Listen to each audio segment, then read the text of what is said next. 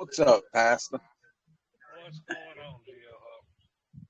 Ah, I'm like you, man. When are people gonna wake up and realize what's really going on? Uh-huh.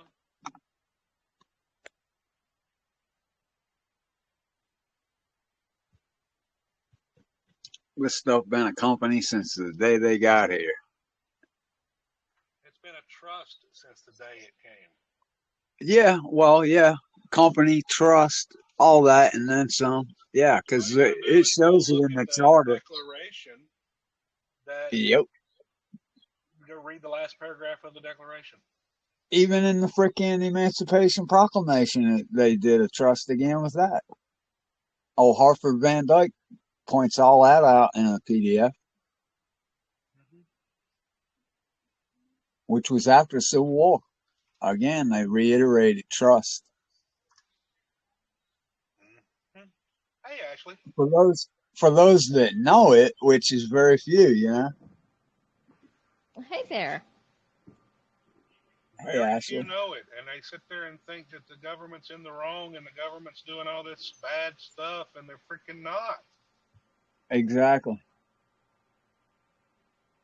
Well, I swear these attorneys know exactly what they're doing. It is next to impossible to find their middle name.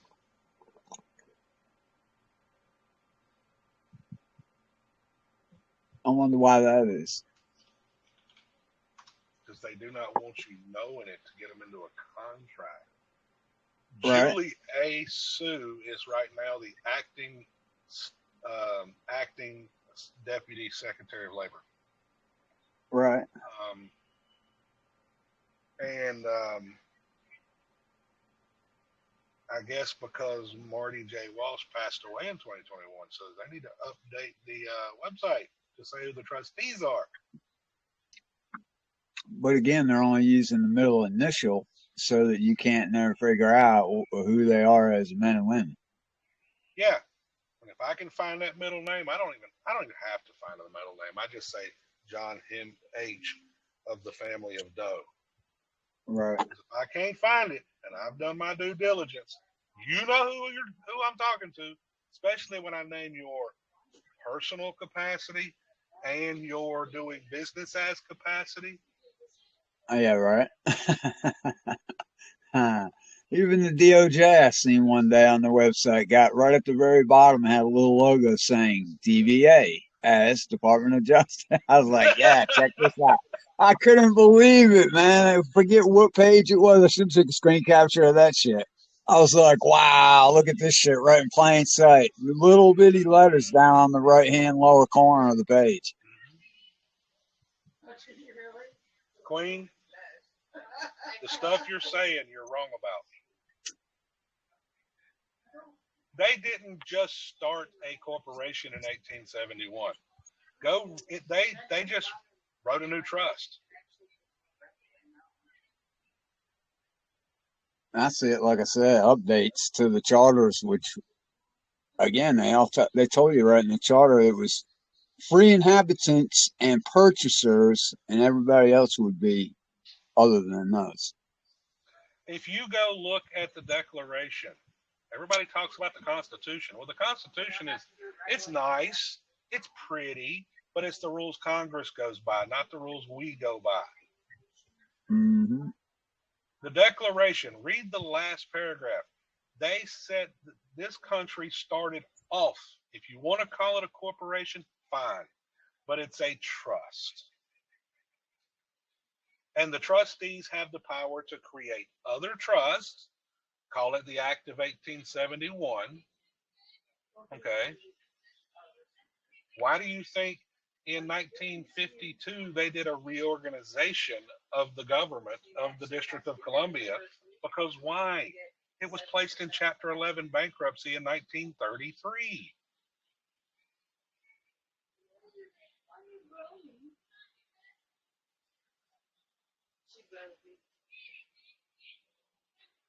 Taxes are not a crime against the people. The Sestacade Trust, according to Henry Boland's 1912, is the taxpayer. Everybody's running around pretending to be the trust when it's not them, and they're volunteering to pay taxes. If you volunteer, is it a crime? No, it's not. Which Canvas feature allows you to email your teacher.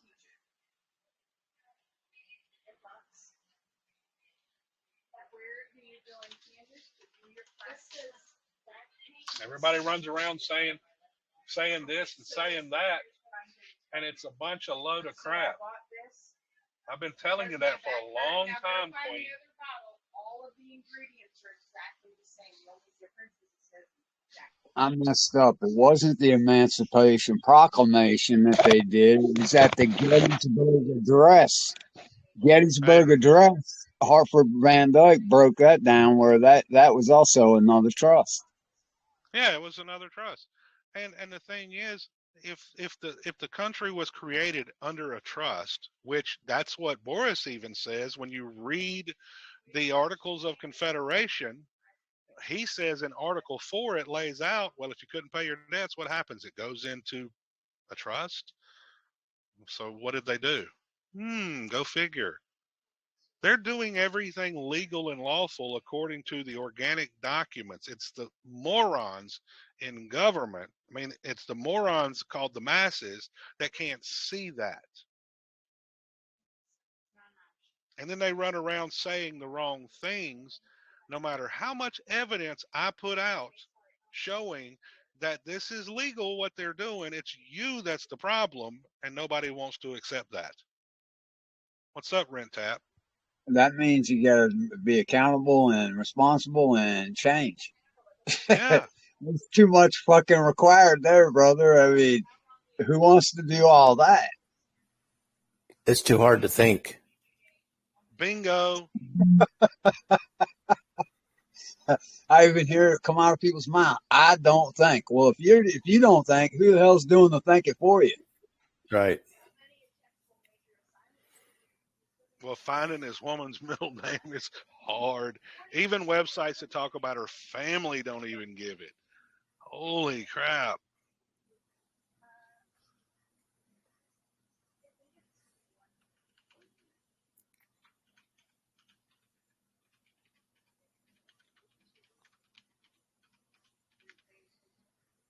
They run around just like that whole thing about the original 13th Amendment.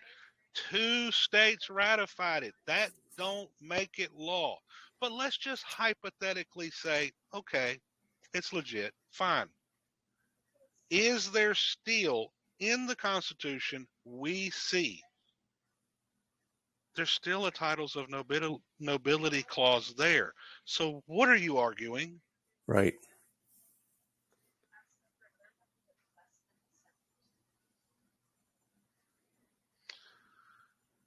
Yep. Julie Sue 2023, they just updated it recently because, yeah, so Marty J. Walsh is no longer the, she is the acting Secretary of Labor because it looks like Marty J. Walsh passed away.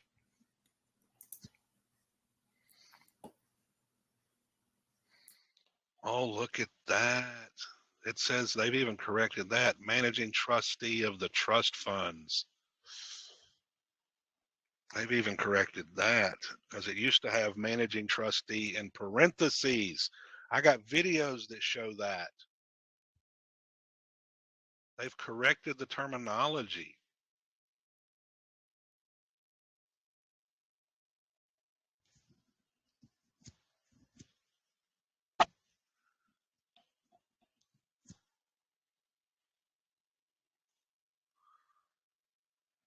So I guess I'm just going to put Julie A. of the family of Sue.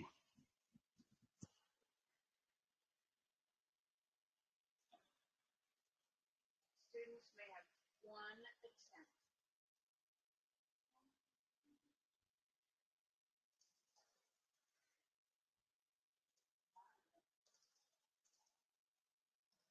And I know that, Queen, you're listening, but you're probably busy. I'm not trying to be mean when I say this stuff. She just typed in the chat that she got a phone call. She's on a phone. Yeah. So, yeah, she just put that in right as you said that.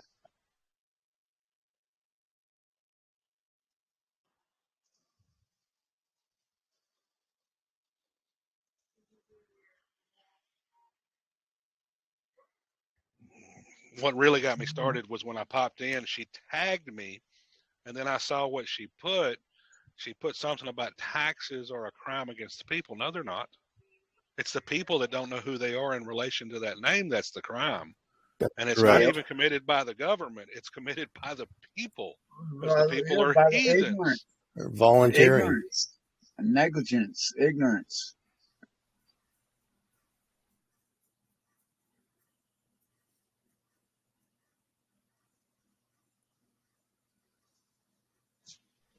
Like early the AM, the TV I had on, and I watched this show called Lost Worlds, and they're showing on there how the Hittites is where this Lions Gate all come from. That everybody's going to be looking at tomorrow being the 8-8, but yet they don't know where it originates. It goes to the Hittites.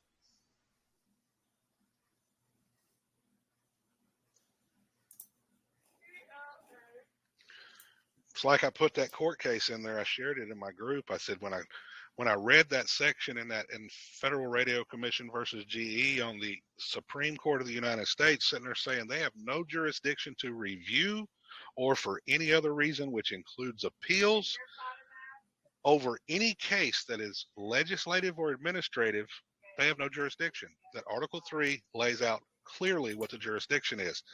And I understood exactly what they were saying. It's called separation of powers. You got people running around in these communities saying, oh, they did away with the Article 3 courts. No, they didn't. They did not. You're too busy playing in the Article 1 and Article 2 courts, and you're trying to jump ship to Article 3. You can't do that. Separation of powers.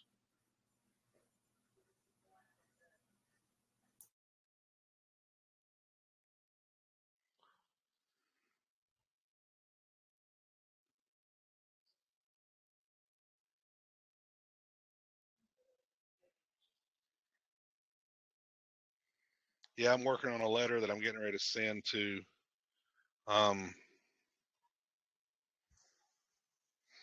to the clerk of probate, to the Secretary of State. This is the state level. Um, Department of State Treasury, Attorney General, and that's just the state. Now we get to the federal, and that goes to the Secretary of Transportation, Foreign Asset Control. I have a little address also called the Office of the Clerk, Supreme Court of the United States. That's the Article 3 clerk. Um, then I've got the United States Secretary of State. Then I've got the Secretary of the Treasury, Secretary of Labor, Secretary of Department of Health and Human Services, Secretary of the Commissioner of Social Security Administration, and I've got one more that I have to list, and I gotta freaking ask her what that is again. Oh, I know what it is. It's on. I think it's the Office of Inspector General for the GAO. That's it. Because according to what we're seeing, that is the person that is the go-between between the people and the government. They're basically the advocate I've of. been saying the inspector generals are a key role for a long time. Yeah, but see, there's different inspector generals for different purposes. But that one right there, the GAO, the Government Accountability Office, that one appears to be the one that is the advocate of the people.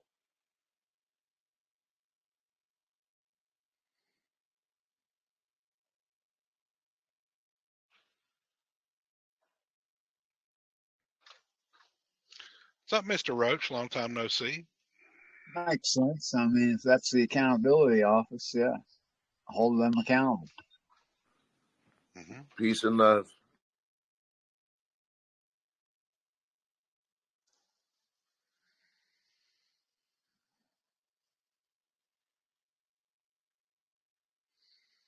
Let's see now. Let's go here. Let's go here.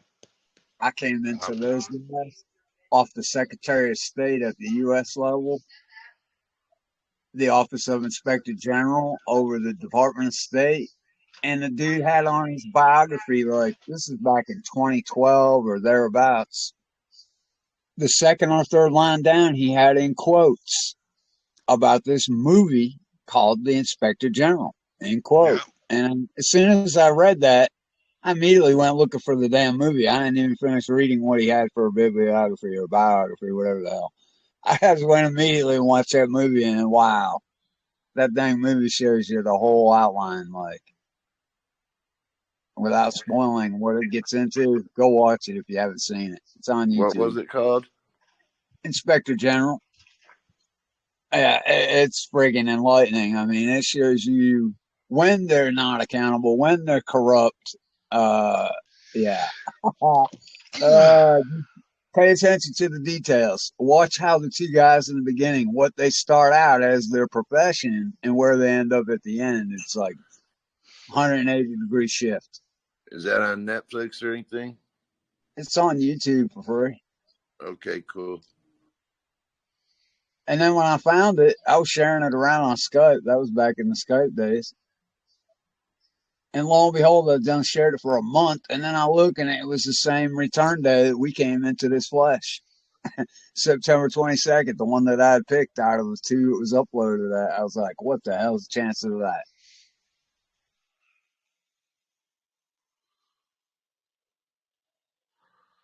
Yeah, finding these people's full name is difficult.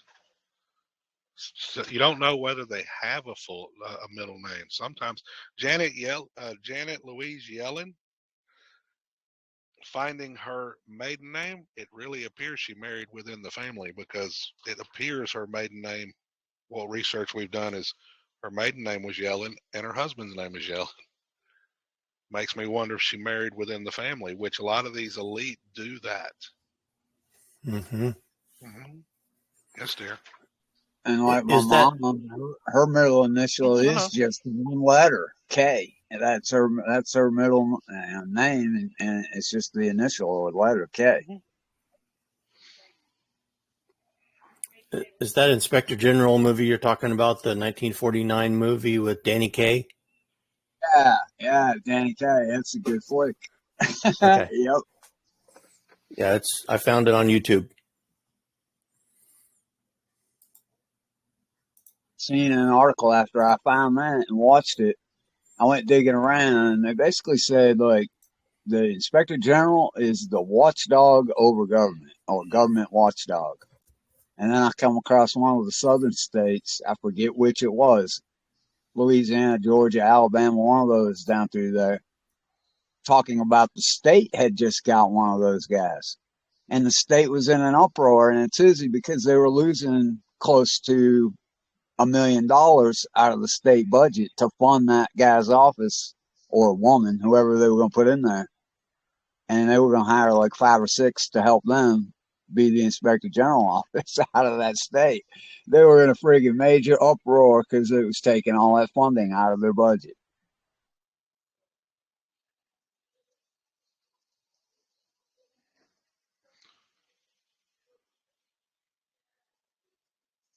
And by the way, there's another little thing we found the other day.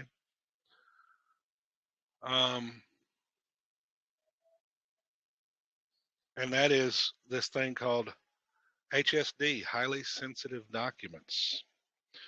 Each of the district courts have their own rules on how to do it, but there's a specific one for the Court of Claims. When you're dealing with a lot of these issues we talk about and we're communicating them, we need to treat them as in under state secrets, right? And treat them as highly sensitive documents, because what do they want you to do? They want you to act in honor, right? Are you going to go out there and be dishonorable and put everything out in the public?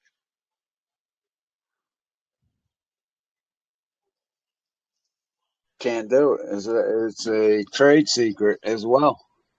Mm-hmm. National security, trade secrets. You can't go doing that. Hey, Pastor, it's Ashley.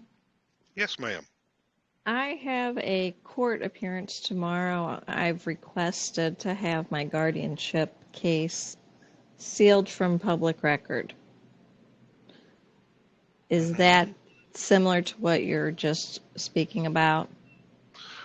Similar. You can do that. Because, and it's a lot of it, because the things that I have document-wise is very, you know, looks very poor on other people that have a lot of bar licenses or bar members. Most of these bar members, when it comes to law, they really are not the smart ones. It's the freaking paralegals that's the smart ones. It's 100%. I think you're right. They don't read, and they just make a bunch of shit up and put it on paper. No, they're paid to actually go show their pretty face and make a bunch of arguments. That's it. Who does all the work? Paralegals. Oh, the paralegals, sure. Mm-hmm. My dad was, and I've told you about my dad. He does installation work for the box stores, right, in plumbing. Mm-hmm. One lady at a certain Home Depot was a licensed paralegal. She would not go work for just anyone. Now, Dad's telling her the stuff that I'm showing him, about the birth certificate, the MCO, all these different things, and she says, "I know all this." He was like, took a step back and said, "Wait a minute, you know this stuff?" Yeah. She said, "Why do you think I haven't went to work for just anyone? Because I can't stand what they've done. I am not going to go work for just anyone that isn't there to help the people." And then Dad asked her, said, "Wait a minute, do they teach this in law school?" She said, "No, not every law school. But they did in hers, and it was in the very last quarter that they discussed all this." That's why I say what I say. Some know, some do not. Wow.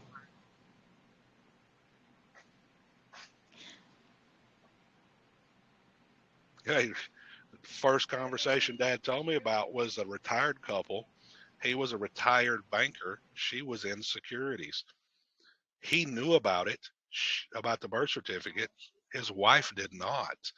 And that's real surprising. But that also goes to prove what? They don't disclose this information.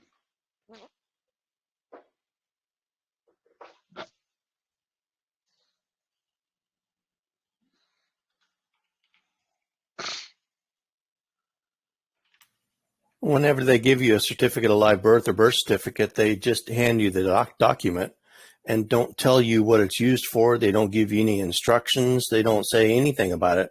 They just give it to you and let you figure it out yourself. Oh, guess what? I know in my state, they changed the birth certificate. It still To what? looks almost identical. My wife actually picked it up before I did. Let me see here. I'll take a picture. You They picked this changed out them before I last did. year. I think they started changing them last year because I ordered copies, or this year I ordered copies in 2022 of my certificate of live birth, and the copies that I ordered in 2023 look, it's just got a lot less information in Missouri. Well, I'm going to show you the back,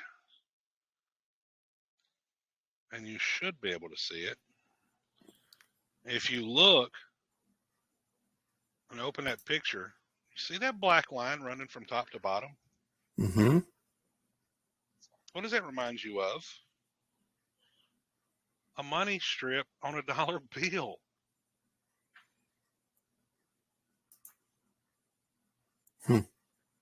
It goes through the front and the back of the certificate of live birth. And is there microprint in there? We can't verify that. It looks like a possibility, but we can't get nothing to see it yet. It just says security on it. Hold on, my wife's got it up against the light now. It says secure document. Doesn't say security document, just secure document. I'm attached to you, baby doll. It says secure document going this way, and then here it's secure document going Yeah, the other it does. way. It says So secure that's all it document.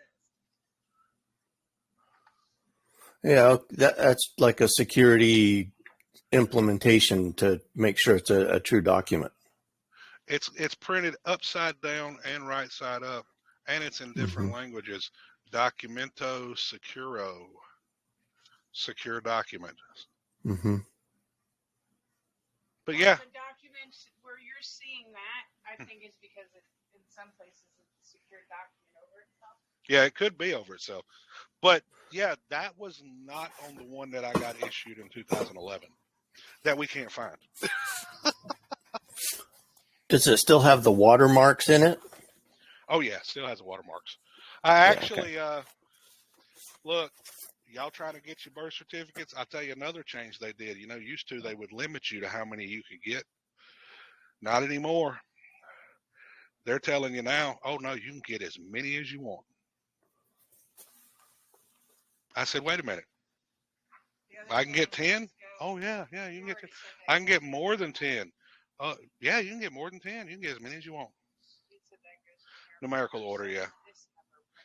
Wait a minute. It does not match that number at the bottom. And it doesn't match what I originally have. You're right. What is that number? That's what I do not know. The red number on it is actually what we call the receipt number.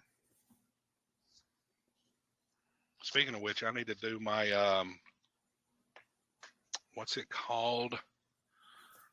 Let me go to my folder. Let's see. Are you supposed to redeem them? Well, I had Redeem to the go receipt. get one. No, well, that was one of the things that I think we should be doing is, and Floyd did a video on it because of me, because I showed him the document. Let me see if I can find it. Like my receipt says the receipt is good for redemption for 1 year. Well, hold on. Check this out. Let me scroll down. What's this start with? 4073.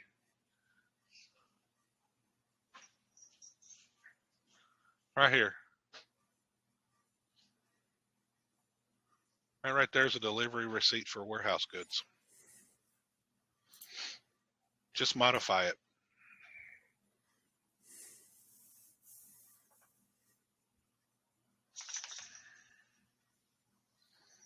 Now, for me to send the paperwork as I'm sending it to the Social Security Administration, I have to show a birth certificate. So that's why I went and got 5. And they didn't have any. And they tell you, you can't walk in. They even had a sign on the door. Walk-in's not allowed. I walked right in, filled out the form. They said, oh, yeah, no problem. That's the little secret. They want you to send it to them in the mail, request it online, use that other company that takes you 6 months to over a year to get it. Mm-hmm. I said, just, if you got a day off, make a freaking road trip. Walk in, get your documents. Yeah, my mother walked in and got it same time. But that right there is a delivery receipt for warehouse goods, because you've heard it said that it's a warehouse receipt. Yeah, it's a token. Just modify it to fit your needs and send them back the document. Said, hey, thank you. That way they can notate their account. Hey, ain't this part of all commerce? Learning how to do commerce correctly. You go to the opera and give your coat to the coat check lady, and she gives you a receipt. To get your coat back, you got to give them the receipt. Mm-hmm.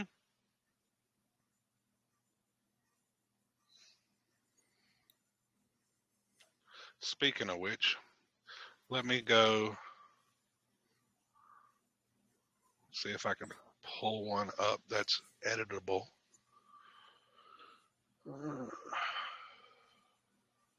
I just like to use the coat. It may not even be my coat, but I get the use of it. That's right.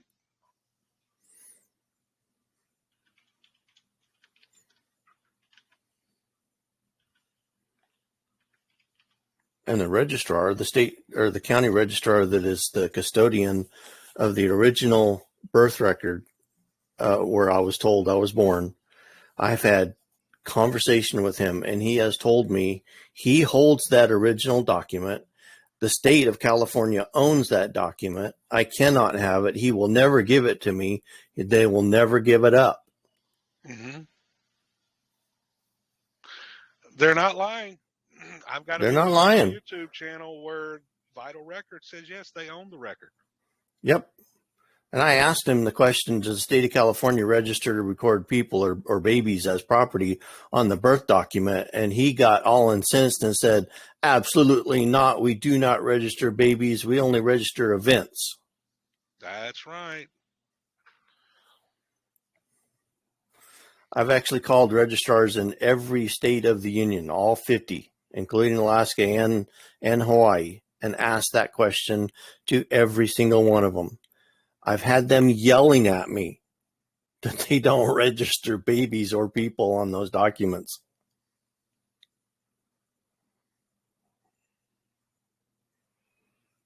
I'm going to tell you what. They are taking their sweet freaking time. On this thing I'm waiting to come back.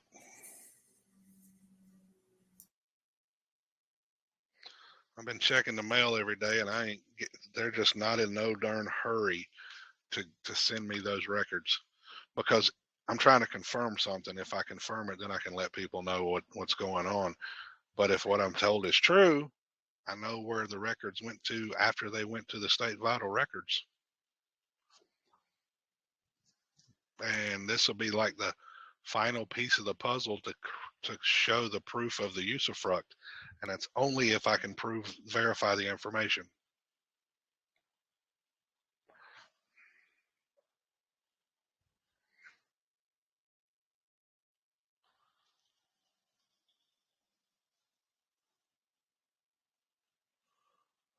Let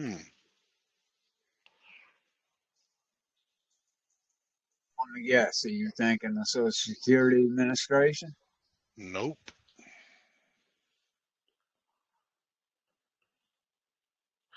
By the way, I now know why there's 3 name lines on the SS5.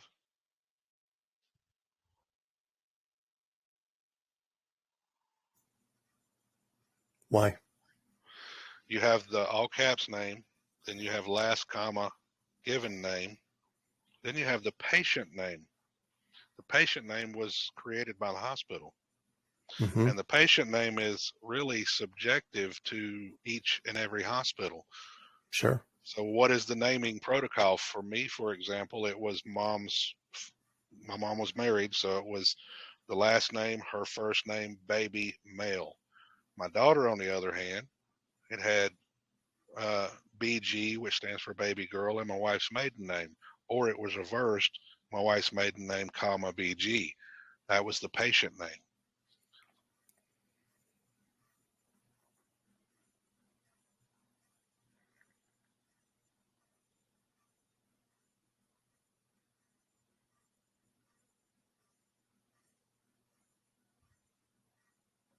I have a document from the hospital. It just has footprints on it, and it's on bond paper, and it doesn't have 3 names on it. It just says baby Painter, which Painter is the last family name.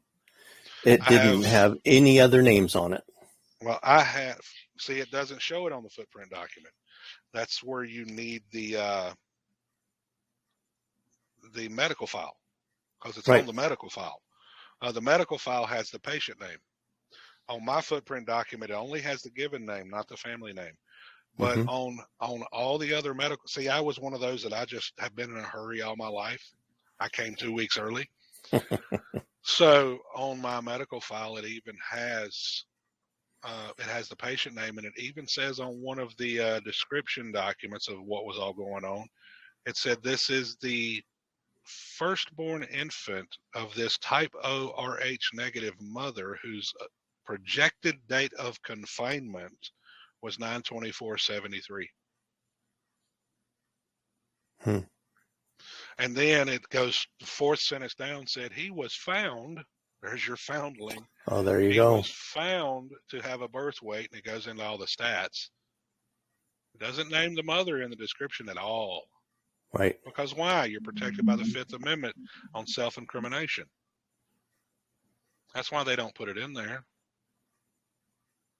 Plus, there was a contract typically signed before the birth event ever happened for the average person. Contract signed with a hospital giving assignment over the infant. Basically, yeah, through the doctor even before they even go to the hospital. No, it's actually, yeah, it's when you start going to go receive service. Do you wonder why when you go to the prenatal clinic, it is Yeah. a division of the hospital? It's all ran by the hospital, but you go to a Mhm. separate office. Yep.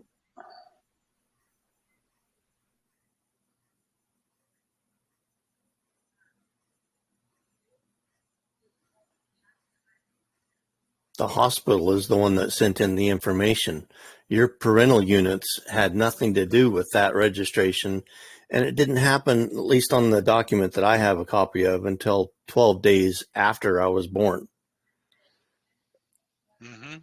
And it was by the registrar was also the doctor.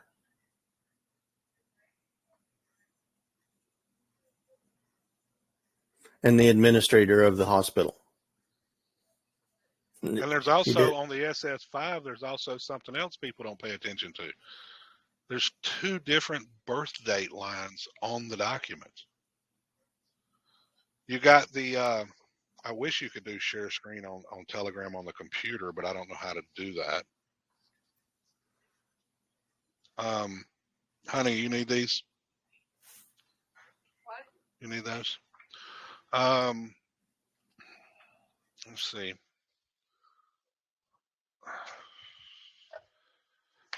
If you look at the SS5, at the top, there is a document. I mean, there's a birth date line. And that's, to me, in my opinion, you know what they say about opinions. They all stink. Mm-hmm. So there it is. It says, tells you place of birth, state or foreign country, and it gives the date of birth.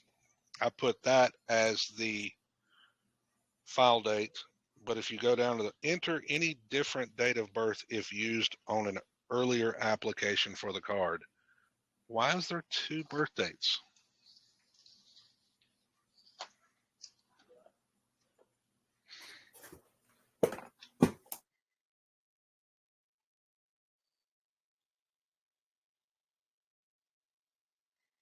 Now that form I shared, that delivery receipt, that I think that's California.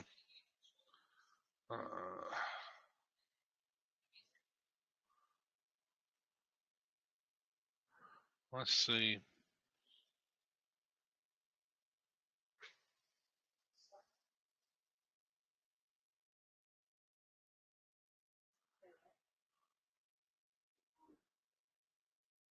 Form of warehouse receipt. Let's see what this says. And it's actually under documents of title for North Carolina. A warehouse receipt need not be in any particular form unless a warehouse receipt provides for each of the following. The warehouse is liable for damages caused to a person injured by its omission. A statement of the location of the warehouse facility where the goods are stored. The date of issue of the receipt. When you ordered it, doesn't it have an issue date on the document? Yes. A unique identifying code of the receipt. A statement where the goods received will be delivered to the bearer, to a named person, or to a named person or its order.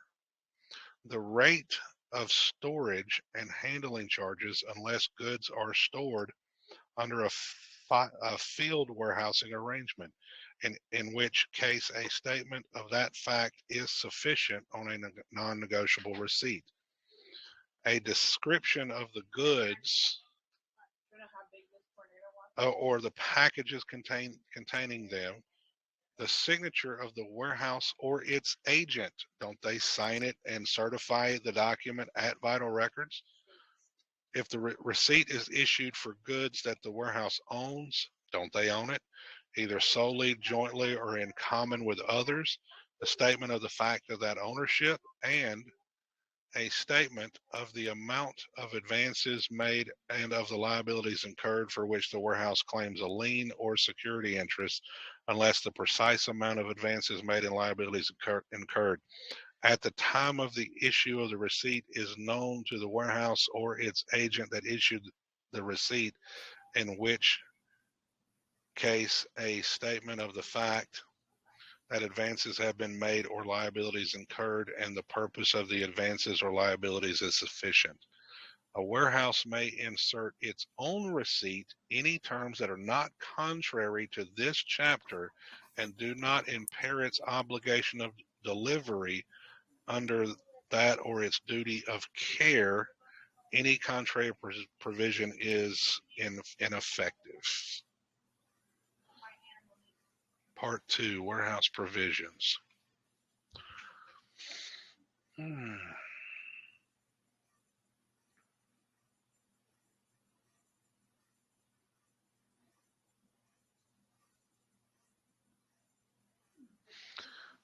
Goods may be kept separate, altered warehouse receipts, lien of warehouse, enforcement of warehouse lien.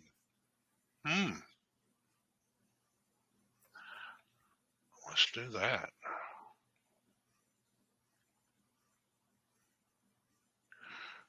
Let's do this.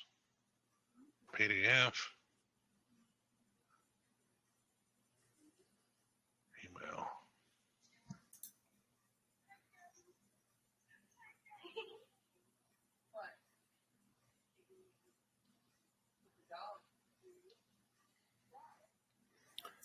I put 3 court references up on the chat talking about date, and each one of them is talking about when the instrument was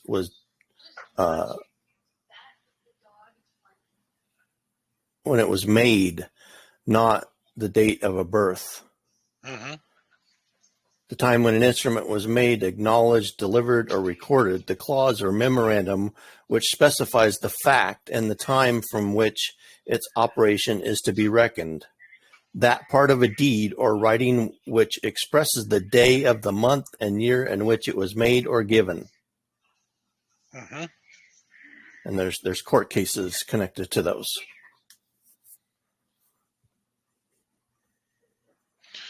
Well, the way North Carolina has it, you're the holder, right?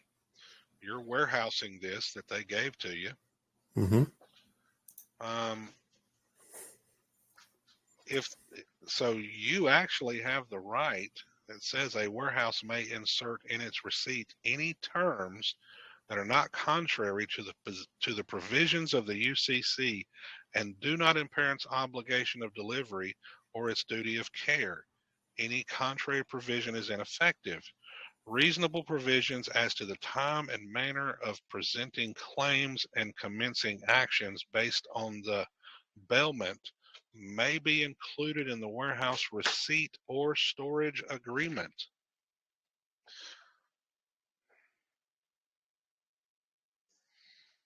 There's even an indemnifying fund. And this is under documents of title.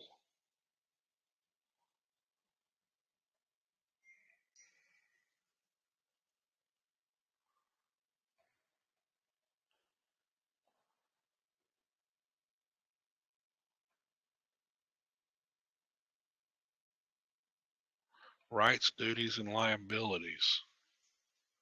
Documents of title, summary, research references, uncheck that.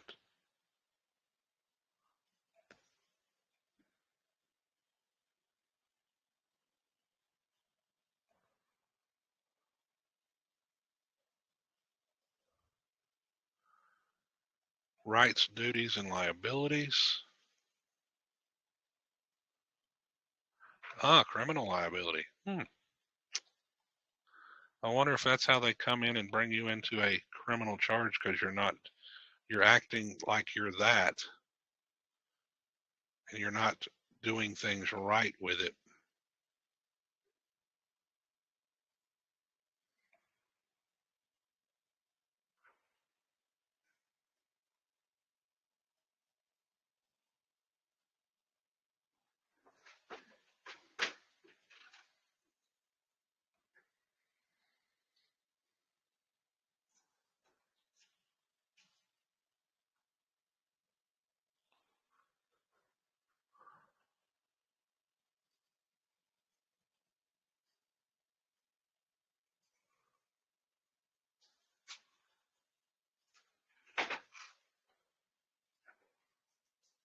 So I wonder if it would be considered a negotiable document of title.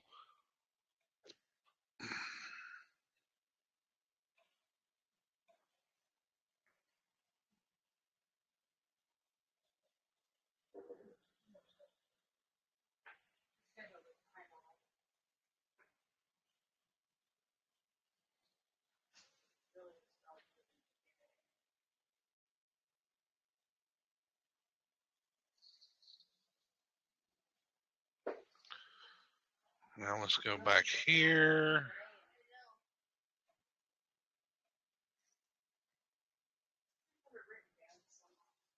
Forms.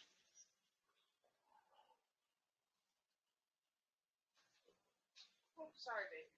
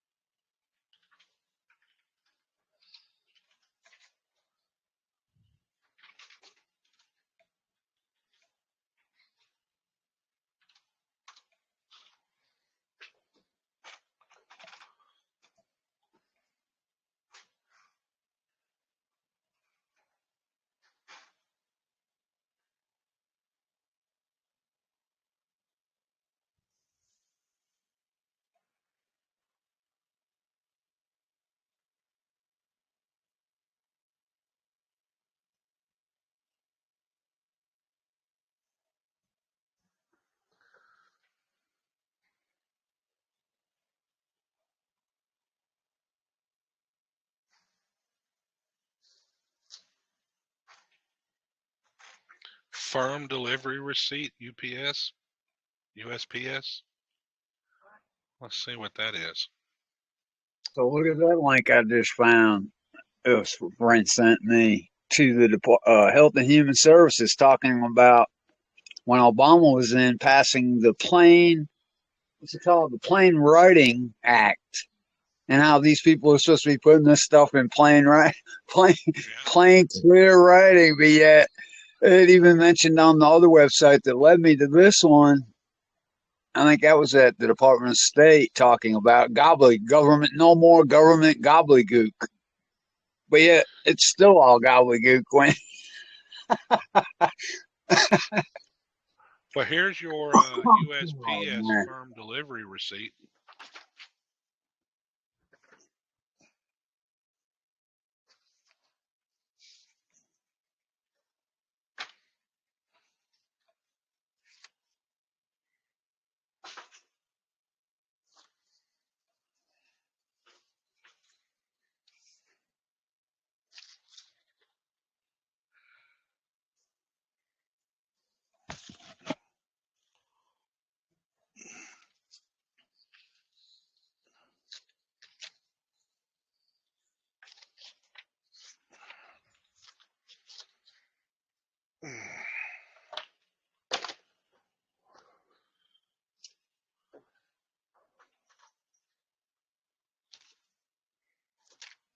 Actually, it was from the Office of the Inspector General at the HHS who said that.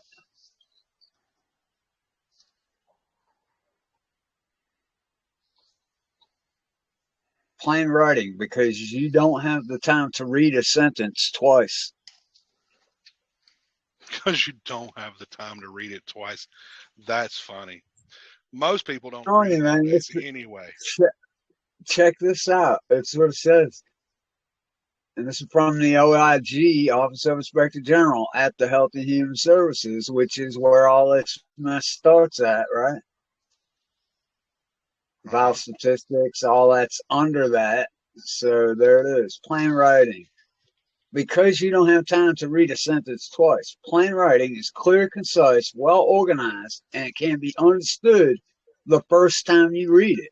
Although federal leaders have promoted plain writing for decades, we now have a law requiring it.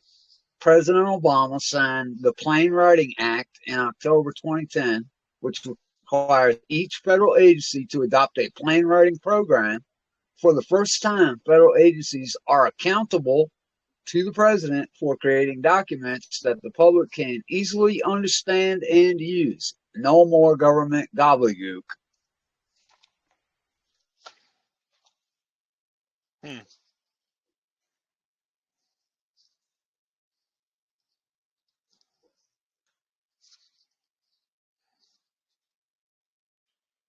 And gives an example down below that, talking about what's the difference between following guidelines for exercise. The dietary guidelines for Americans, this is before plain writing, said the dietary guideline for Americans recommends a half hour or more of moderate physical activity on most days, preferably every day.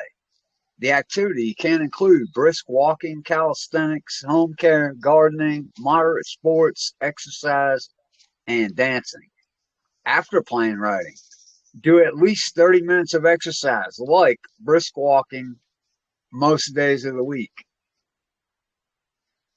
So, although the meaning is the same, the second example is easy to understand. Plain writing matters because citizens deserve to understand government communication the first time they read it. And we definitely don't do that when it comes to the IRS. Oh, man. This stuff, if you don't laughing at it, you're doing it wrong.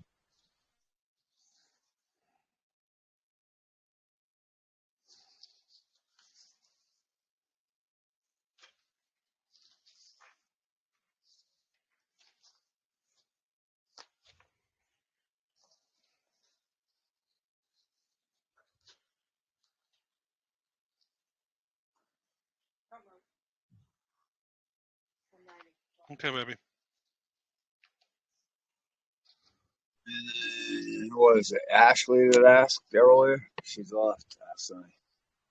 About the redeeming. Look up executive order that Trump passed. It was 13968. That's exactly what that's about.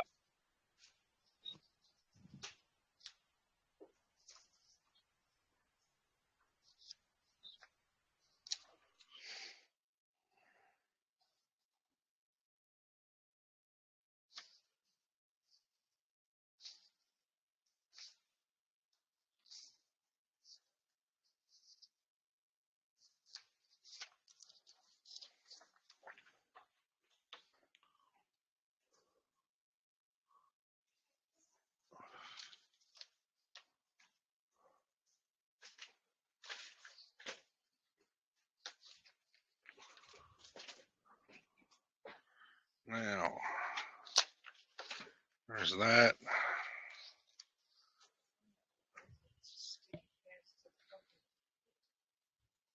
If I tie together this plain writing that they claim is in plain writing and easy to understand, and I couple that with Title 18, Section 1342, which says anything in any name other than a proper name is automatically fictitious name and address, as well as frauds and swindles. What the hell is really going on out here? Yep. Yeah, Morgan, you didn't hear what we were discussing. We were talking about the delivery receipt for warehouse goods. And that right there is a firm delivery receipt.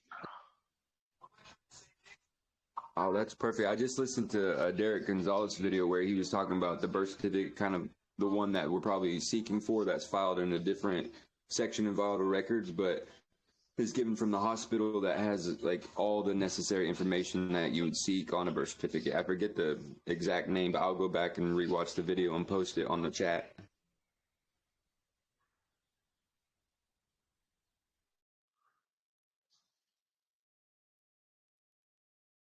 Y'all are lucky, the ones that rent the app and Pastor, you got the footprint. I've never seen the footprint one on myself. Mom never got one. They're hard The to get. hospital came into existence same year the government went and officially declared bankruptcy, 1933. And then 93, 60 years later, they went out due to bankruptcy. The hospital itself. So they got to be at the archives or some damn where. HHS, someone's got it Well, if you took somewhere. it. I don't know.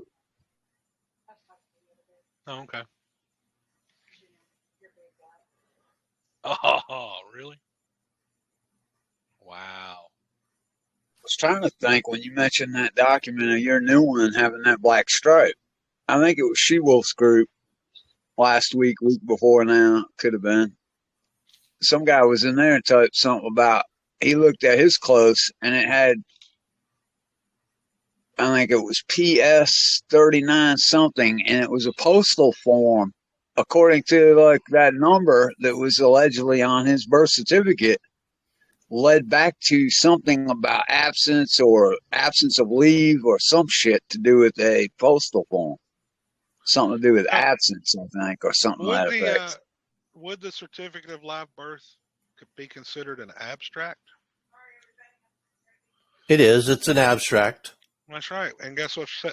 It says what I'm looking at right here is a receipt for abstract received from name of the abstract company, the following abstracts, and then you've got abstract number covering date of abstract on the following described property, legal description of real property received by and date of receipt. Mm-hmm. There's also one called receipt of chattels, and in their example here on this form, it just says received from name of person storing furniture in good order and condition the following articles of household furniture, description of furniture heretofore stored for me by name of person storing furniture. So furniture is considered chattels. Mm-hmm. Just a warehouse receipt.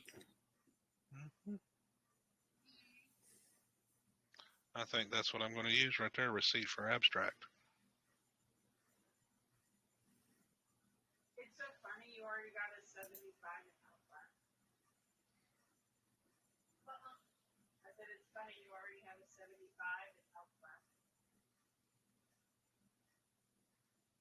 Because you picked the wrong day on your live.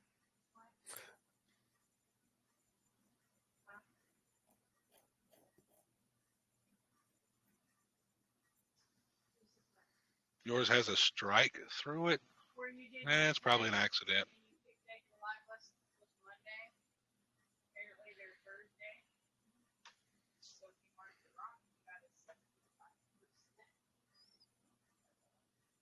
Yeah, I was really curious about it because I mean, exactly the same, but the certificate of vital record, that part has just a black line through it, but it only goes to almost as if someone just did it with a ruler. It doesn't do the extent of the birth certificate itself, but I had trouble with this because they would not give it to me if I didn't know if a father was on there or not, and if it was, if I didn't know their middle name. Luckily, there wasn't one, and because I don't know the information, I was able to get mine. But I just thought it was odd that mine had to strike through when I got them at the same time, and she printed them off or however she did it, and then gave them to me, right at the window. Yeah, but see, you're already thinking wrong. You're thinking that document documents the father. It does not.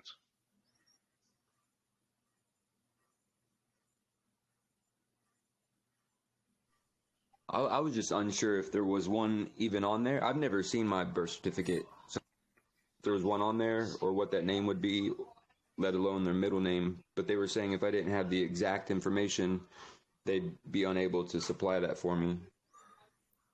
Did they ask for the father's maiden name?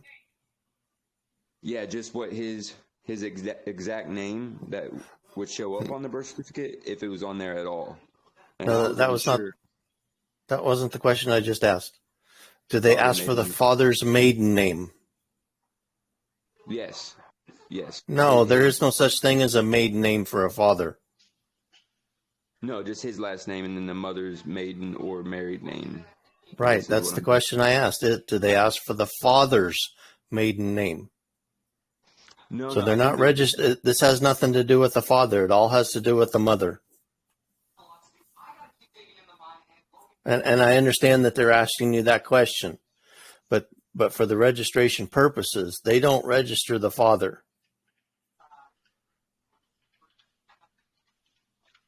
That was the issue I was having. What if someone just doesn't know that information at all, and then they wouldn't be able to at all receive their certificate? Sure.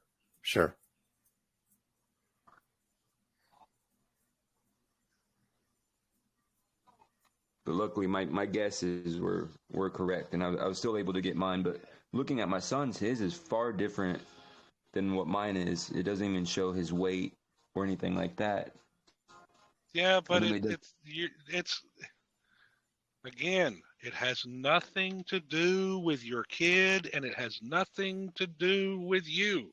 Absolutely. It's only registration of the event of the birth of the person. Okay. They don't register or record babies or people as property on those documents. That would be against the 13th Amendment, where involuntary servitude and slavery has been abolished. If they registered people, that would be against the 13th Amendment. You should not use 13th Amendment. Use the Northwest Ordinance or the Ordinance of 1787. The 13th Amendment is just a restatement of the actual law. Sure. But it's also talking about the very same wording in Article 1, Section 6 of the state of California's Constitution. So the wording is the same.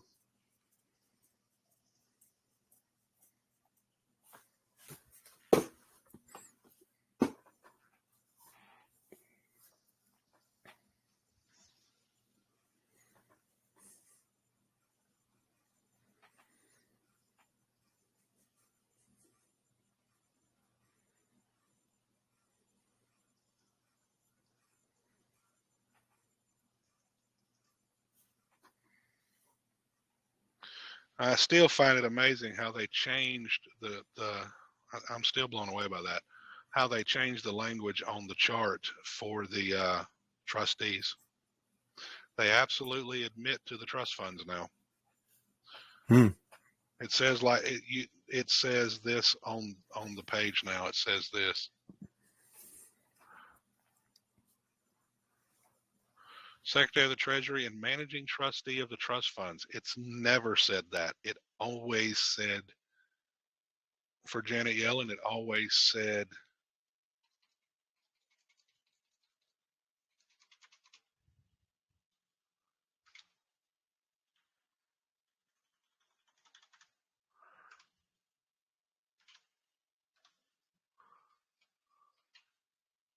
this is what it used to say.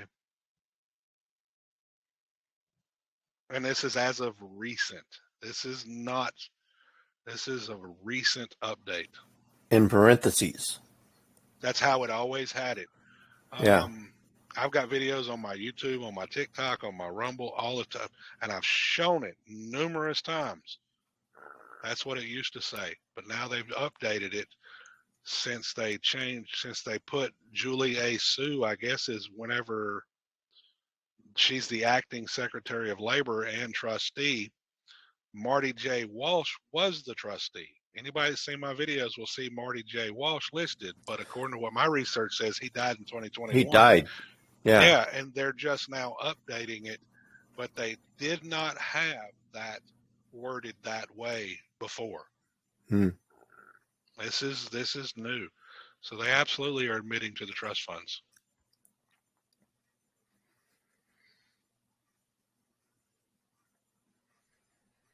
Is there supposed to be a video stream that I can see what you're referencing when you say that? No, I can't share it from my computer. Yeah, it's posted on the chat. What are you saying? I'll go look there. Thank you.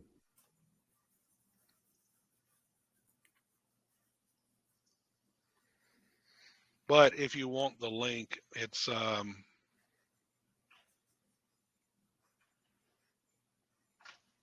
this link right here.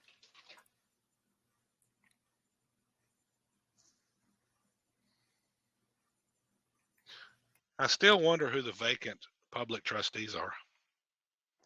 This is where I really do. I have the sneaky suspicion that the attorneys step into that role in a court case. and they have certain papers they have to file under the rules of professional standard where they step into that position in these court cases.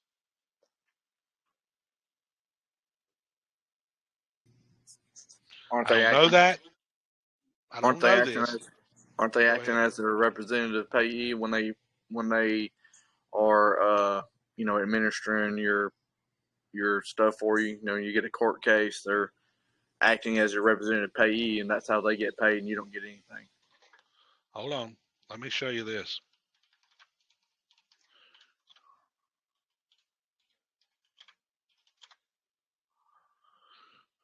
I know this one because I had to deal with it. Let's see. PDF.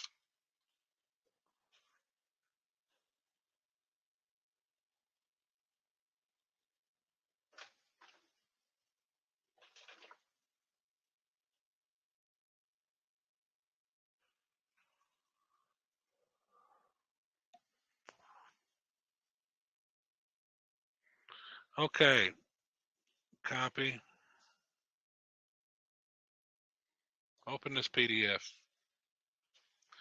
Go to page 111.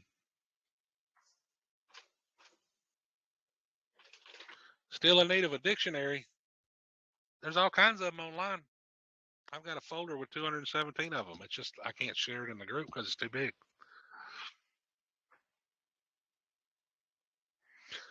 But if you look at the name of that, it says preserving identity of funds and property of others, fiduciary responsibility, commingling and misappropriation of client funds or property, maintenance of bank accounts, record keeping, and examination of records. When I did the GSA bonds on that family court case after the case was finally over, and I talked to the 5th court-appointed attorney, I said, what did you think about that stuff I filed in court? He said, I can't discuss that with you because of attorney-client privilege. And everybody I played that phone call for, they said, but wasn't that your attorney? I said, no, I was the dummy. I was just there to assist in achieving a legal goal. I was not there for nothing else. I said, they are representing the trust. What have I been saying all this time?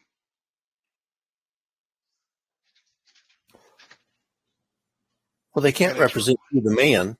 They can only that's right. represent that person. They can only represent the person, that trust. And that right there is the rule that lays it out.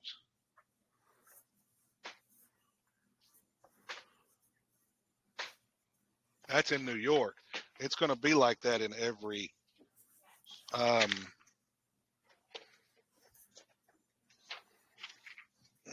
pretty much in every state. Now, will it be word for word right there and right there?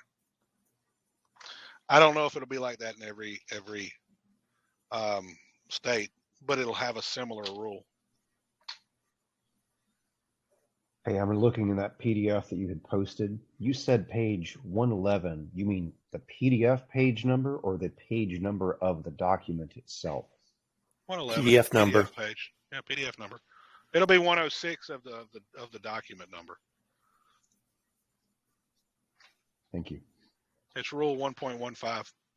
It's hyperlinked. If you can go to the table of contents and click on Rule 1.15, it'll take you right to it. Or even in the box on the upper left-hand side where it has page numbers, you can put in the page number and click enter, and it'll take you right to it. I like the hyperlink method. Nice and fancy PDF. Thanks for posting that. You're welcome. Thank you, honey. See, everything revolves around the trust. That's why I argue with people. It's not criminal what they're doing. It's the ignorance of the people that they don't know it. Exactly. That certificate of live birth was never meant to be used as identification, ever. Well, even that, I got a court case called State v. Gray out of North Carolina that says the certificate of live birth or the birth certificate are both considered double hearsay. Now, Yes. The layman's definition as to why is because it is prima facie evidence of a record, and it's Evidence the of. assertion.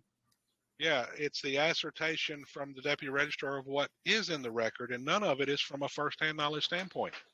Right. So it's double hearsay. So you don't even know what the record is, and you're talking. People going out there saying we need to change our status. Well, how can you change anything that you don't even know what it is? Exactly. And if you don't own it, how can you change it? Exactly. They don't register people as property. Now, by the way, I said I was going to share this. Let me go back up.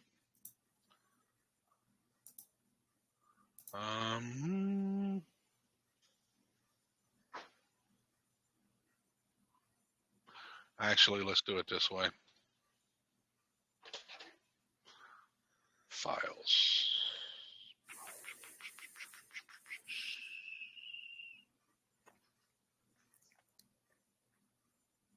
I still hear people on these calls saying my certificate of live birth or my this or my that. It's not yours. Stop them dead in their tracks every time they do it. Yep. Okay, it's not there.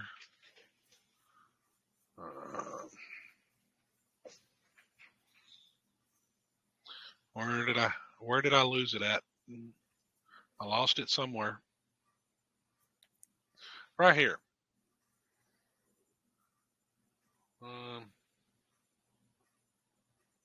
Now I know where it's at.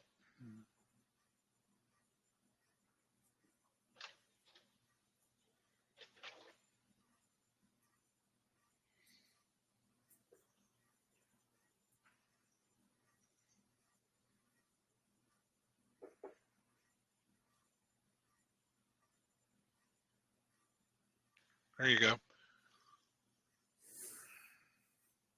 General order, highly sensitive documents.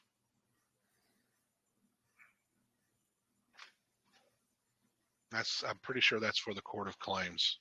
Because right now I'm of the opinion that's where we should be going.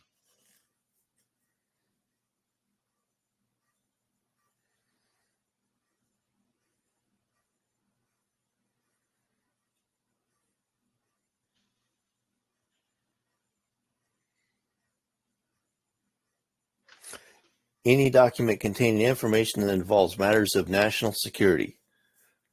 Well, that's what this document we're talking about is. That's right.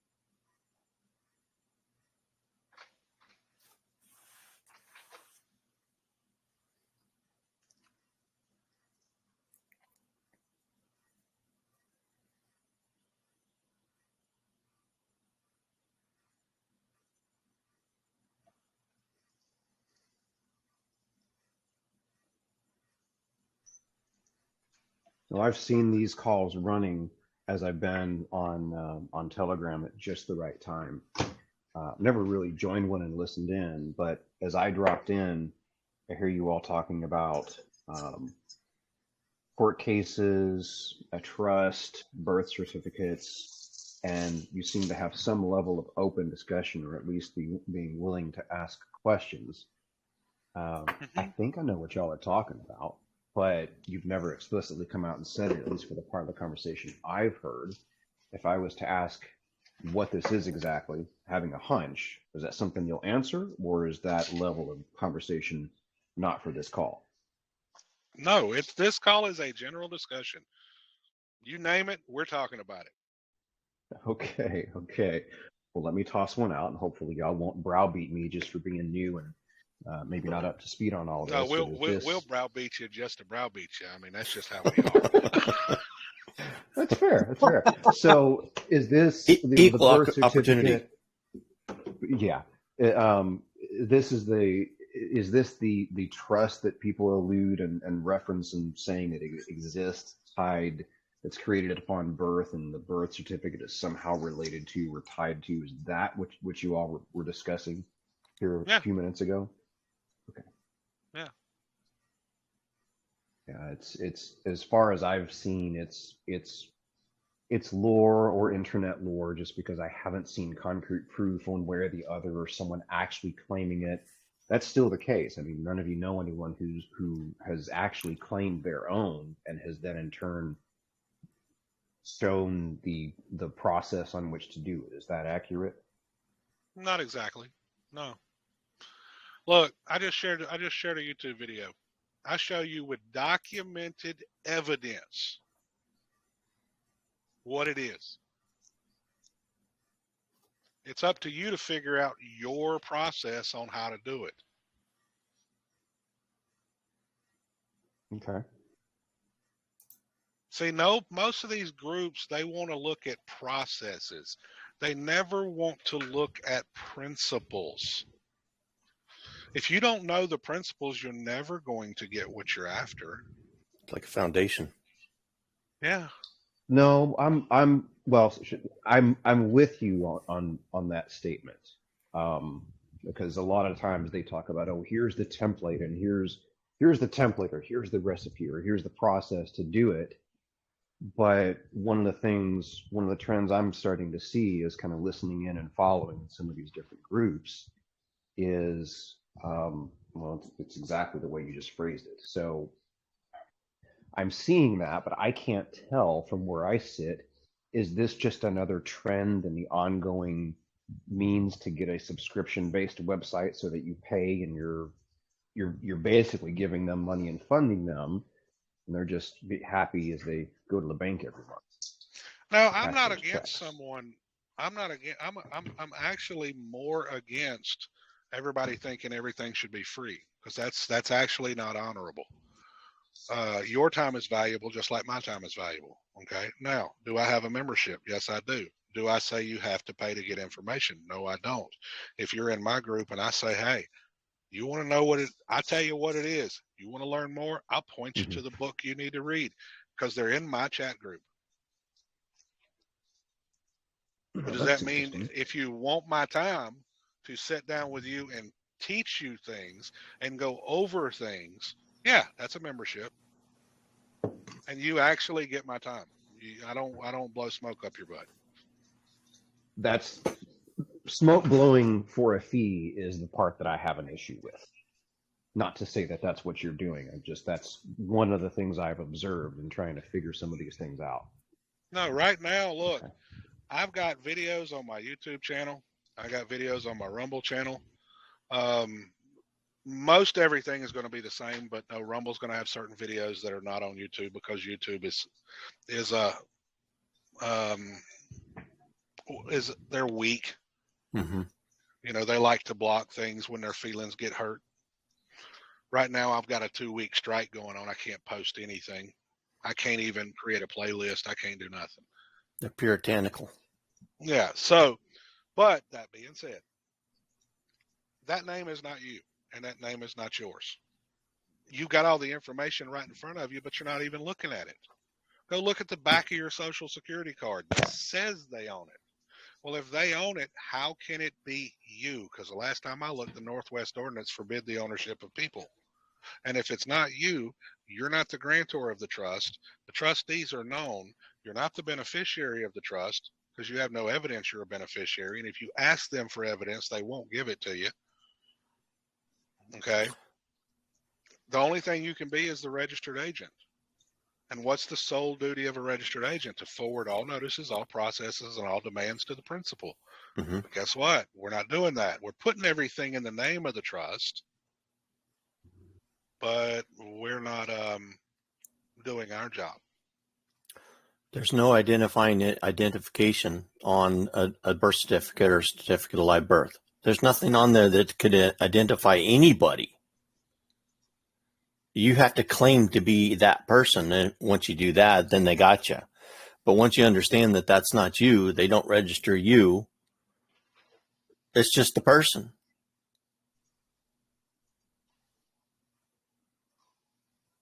You've actually Okay, got more than one name, and you don't even know it. so I don't even I want use to the go name back that's on that certificate. Okay, a second ago you posted a link to YouTube, and I'm more partial to Rumble just because they seem to censor a lot less. Is your channel on Rumble open where anyone can go and view what's on it, or is that a Yes. prescription based? No, it's not. Okay. What If is you can do your a handle subscription on Rumble? base, I don't even. Same thing. Los Licos Nomos.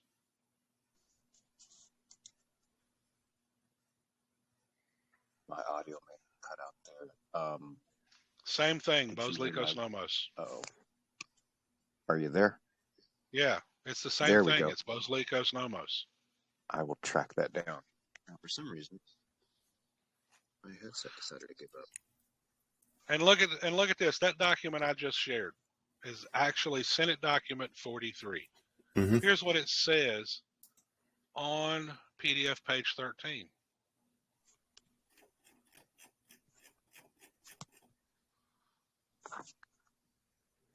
The ultimate ownership of all property is in the state. Individual so-called ownership is only by virtue of government, that is, law amounting to mere user, and use must be in accordance with the law and subordinate to the necessities of the state. Now, why would it be that way unless they're providing you with everything? They're providing you with everything you need to operate in commerce. The problem is you think it's you. And since you think it's you volunteer for the liability. Last year, I freaking had a traffic ticket that got sealed and dismissed. When they asked about the name, I said, I got the phone call recorded. Some people's heard that call. I've got the phone call recorded, and when she asked about the name, I said, that name is property of the United States. They're the secured party in this matter, and I'm just the general agent for that estate. And I must notify the principal of anything that may affect its interest. She said, can you hold on a minute? I said, yeah. She come back a few minutes later. So that matter's been sealed and dismissed. That was 12 days before court. My buddy Popeye in court in California in a marijuana charge. He didn't do the agency argument out in the open. He did it in principle. He said he goes to court, and I'm not going to have it word for word. You'd have to go listen to the video where it says discussion with Popeye. Okay. He says, I'm here to handle the matter for that estate. Well, what's your name? Well, you can call me friend of the court or peaceful inhabitant. He said, well, since you're not the defendant, I want to issue an order for his arrest for failure to appear. He said, hold up, Your Honor. I told you I was here to handle that matter for that estate. I've been known to use that name, but I'm led to believe that name is property of the United States through the Social Security Administration, at which time he reaches in his pocket, hands his Social Security card to the bailiff, who hands it to the judge. And then he says, well, how do you think we should handle this, Mr. Peaceful Inhabitant? He said, hold up, Your Honor. Where'd that term Mr. come from? So do I know people that know this and are successful? Oh, absolutely. Mm-hmm.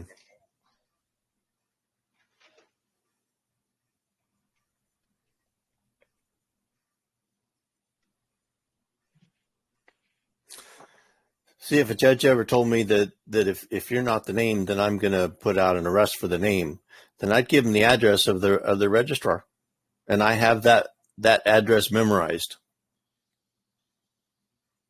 because that's where that person is. Go arrest the person with the registrar. That person is actually in multiple locations. It's not only at the vital records, it's also at your county vital records. It's also at the hospital. It's also at Social Security Administration. Mm-hmm. Well, see, when I was born, I was offered a name, and it was Lynn. And I was teased that it was a girl's name. And so at the age of 10, I decided I was not going to go by that name any longer. And so I have not used that name that's on that certificate since I was 10 years old. And when I signed up for the Social Security card, I put it in as a whole different name. And that Social Security card has a different name on it than is on that certificate of live birth.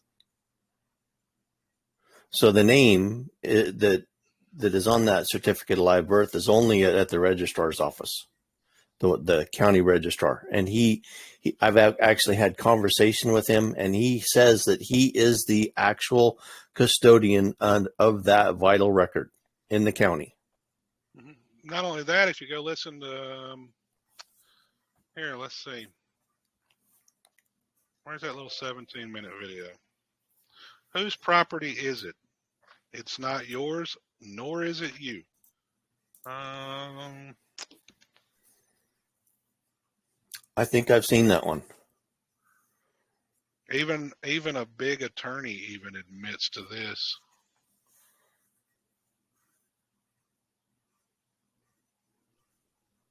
The video you just That referenced. is a phone recording.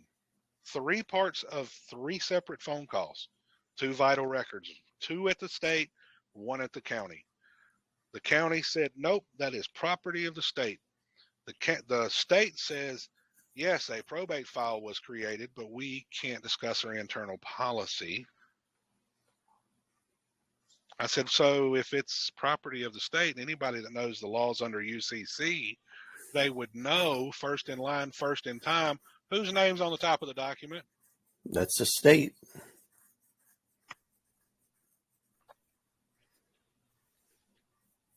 I'm over here looking at my certificate of live birth. I mean the copy of that you have, not my. Wait, what did you just say? You mean the copy of the certificate of live birth that you have, not my certificate. Noted. It's not yours. Right, the certified copy that the state sent me. You said registrar a minute ago, and I see the name registrar. Actually, I may be going off in the weeds here. What you just posted, Pastor of the Way, from that YouTube channel, does that go? Because part of me wants to ask, okay, hold on a second. You say a name, not your name. When you claim the name is when you get into situations that you may not want to be into. Does that video go into the level of detail about the name and who owns it?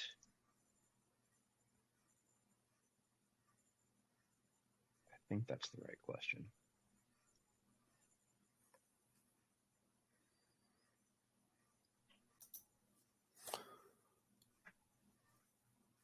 Pastor might have gotten away from the call. Yeah. No, I'm not. I'm here. Sorry, I was muted. Oh, okay. I said in that video, it's only 17 minutes. They plainly state that the state owns that record. Well, that means what? It can't be you because you can't own people. Correct. So, Pastor, you alluded. Go ahead. And how many names do you actually have, sir? Do you know? How old are you, by the way, if you don't mind me asking? 45. You married? Yes. Okay. The man and woman you presume are your father, because you have no firsthand knowledge, because none of us remember coming out of our mother's vagina. We didn't look at her and say, I'm here. Yep. You don't have firsthand knowledge of that event. Okay. So I'm with you. Okay. They called you son. You're married. Your wife calls you honey, baby, dear, John, asshole, something. Your kids call you dad. Your Honor, which name do you want? Because what is a name? A name is how someone else identifies you. Yeah. It's a label that you were supposed to respond to, or that someone identifies you as. Okay, I'm with you. When my wife has called me asshole before, and I'm like, what did I do? I answered to it. You answered to it. A name is that designation which is assigned to property by the owner thereof. And you have the First Amendment right to your free speech. That is your property rights and interests, because property is not the tangible item. Property is nothing but rights and interests. How do you own someone else's speech?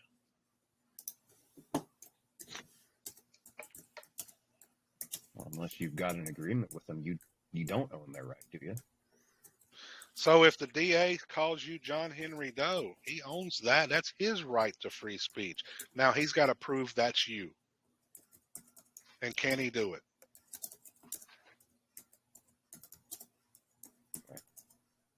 He has no firsthand knowledge.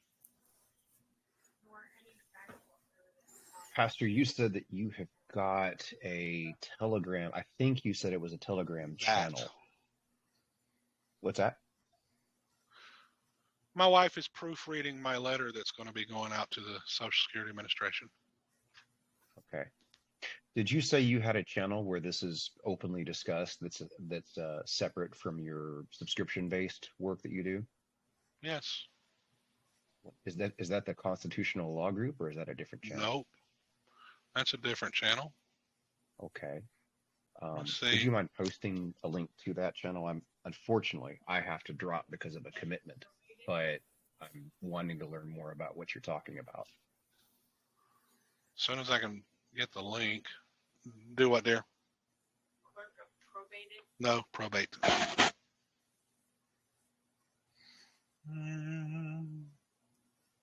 Let's just do it this way. I can do it easier from my phone.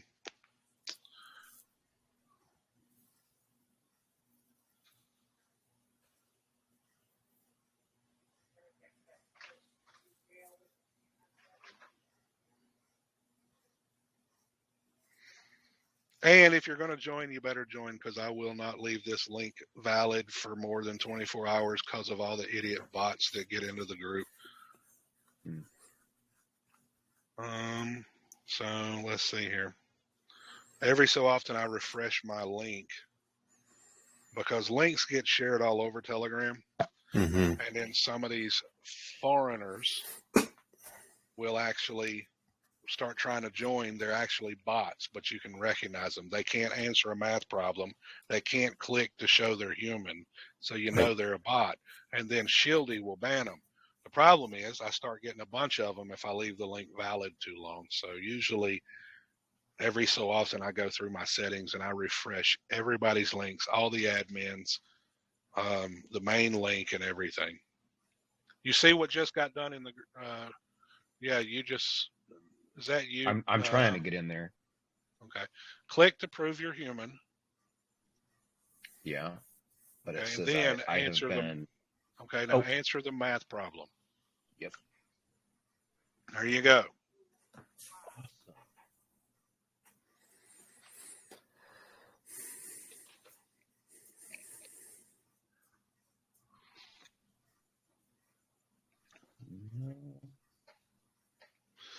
See, when this thing was started and you become of age, they told you right in front of everybody's face that they own it. It's right on the back of the social. But none of us ever asked the simple question. They said they never asked, well, if it's not mine, what should I be doing with it? Then we turn around and get mad at government when government does the crap they do, and we call them corrupt, when really, for the most part, they're following the Constitution and the law. Yeah, we're the dummies that don't do what we're supposed to do. Yes. So, Pastor, the way I tried to join the group, I seem to be muted. If I just follow along and listen, that's fine. But am I in there okay based on your view? There is no mic check in there because we're not live in that group. But you can't. Can you type? I can type. Then you're not muted. We're live in the Constitutional Law group. It doesn't post your messages. Let me go check my settings. Okay. Edit. Unfortunately, I have to drop. Thank you for running. Are you Mark? For extending that invite. What's that? Are you Mark? Are you Mark? Are you Mark? No, that's not you. No, it should just be Andrew Jonathan Sanders. Then you should be fine.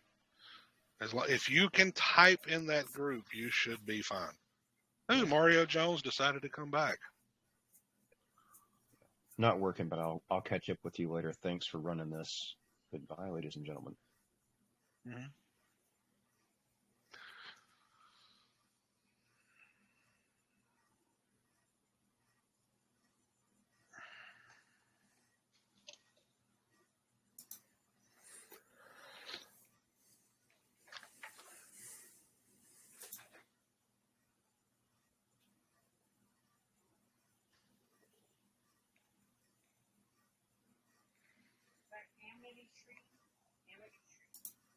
amnesty.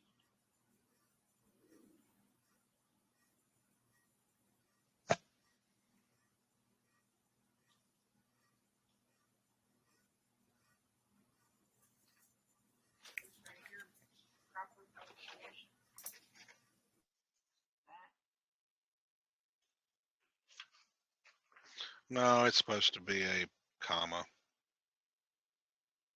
But is that quotation supposed to be there since there is no ending quotation?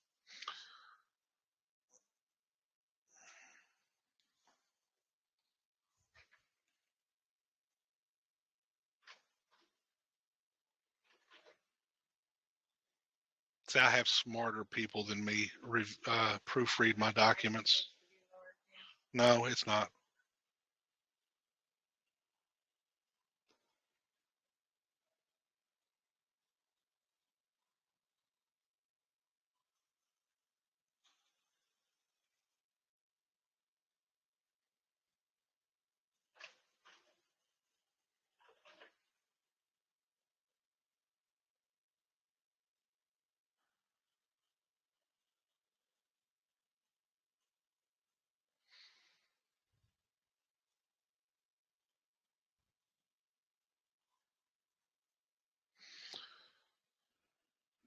So don't everybody get quiet all at once. What should we be doing with it then? Do what? If it's not ours, what should we be doing with it then?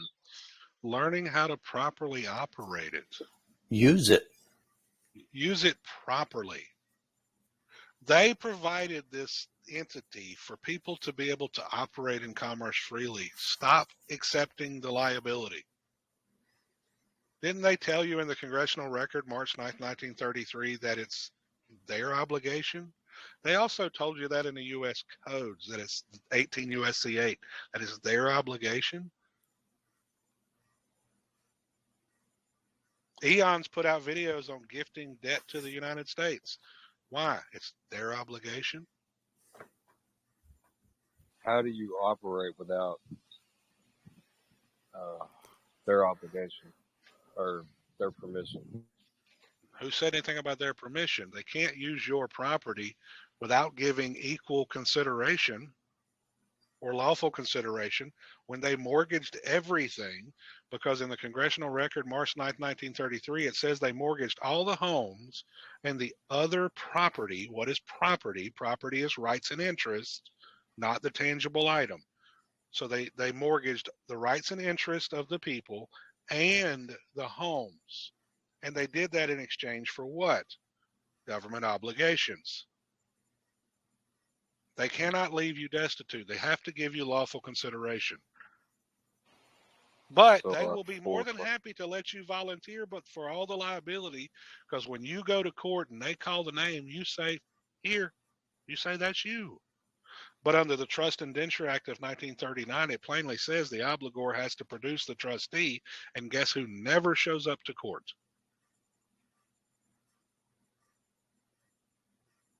The trustee. obligee. No, the trustee. The all caps name is the obligor. It is property of the United States. The trustees are the ones that's managing that trust, which are listed on the Social Security website. Guess who never shows up to court? The trustees.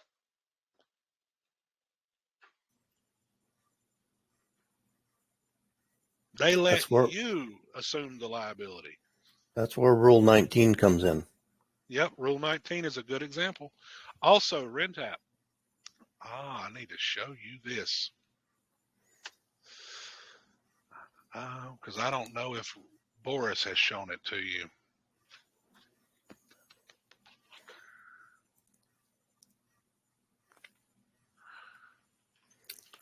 Something new. Cool.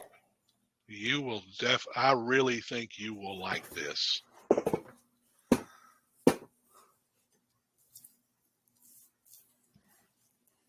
You're talking about the real party of interest, right? Mm-hmm. How should you title it?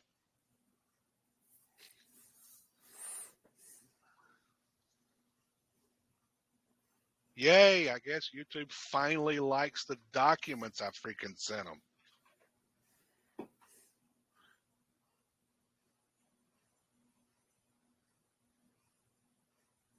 Because I just got to notice that my monetization is back up again.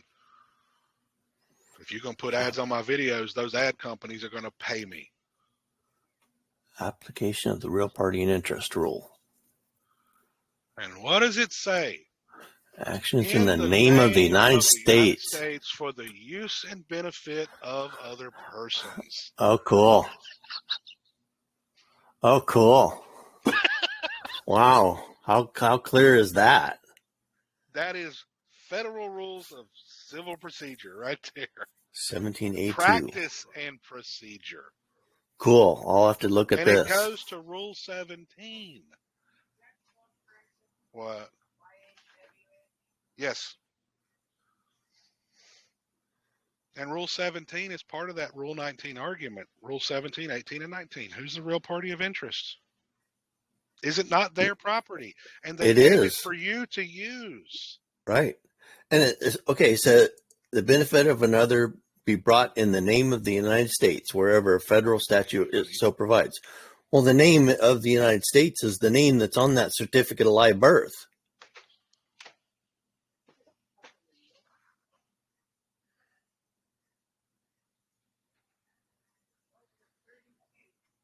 It's just the people have been claiming that name as them.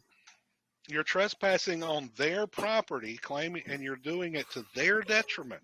Right. Oh, this is cool. I knew you would like it.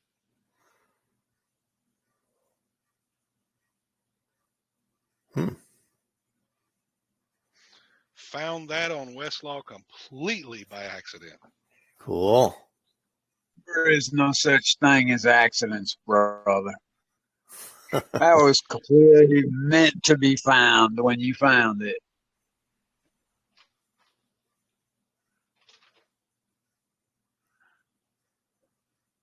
Related to a statutory action for the use and benefit of others. Wow, cool.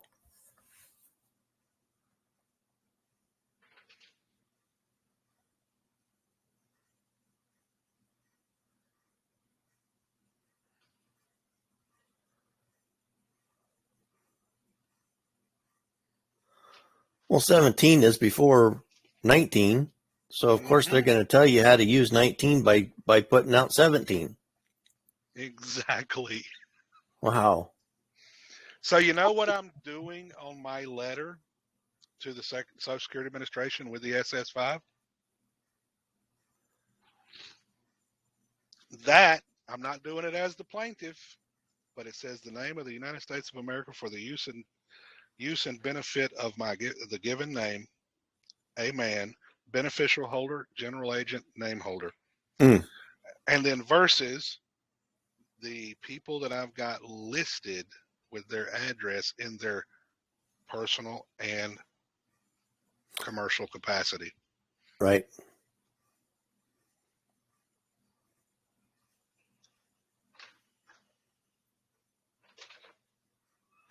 Yeah, I've never read this before. I figured you'd like it. It's instructions, man.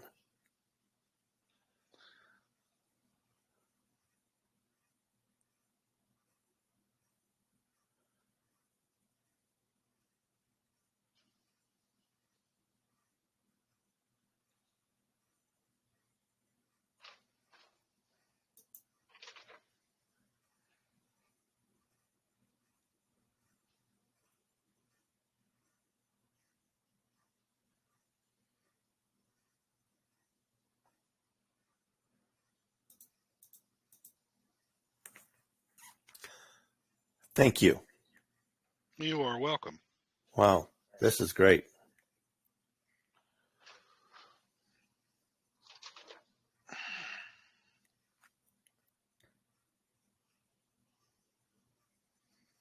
Now, let's see. General order, highly sensitive documents.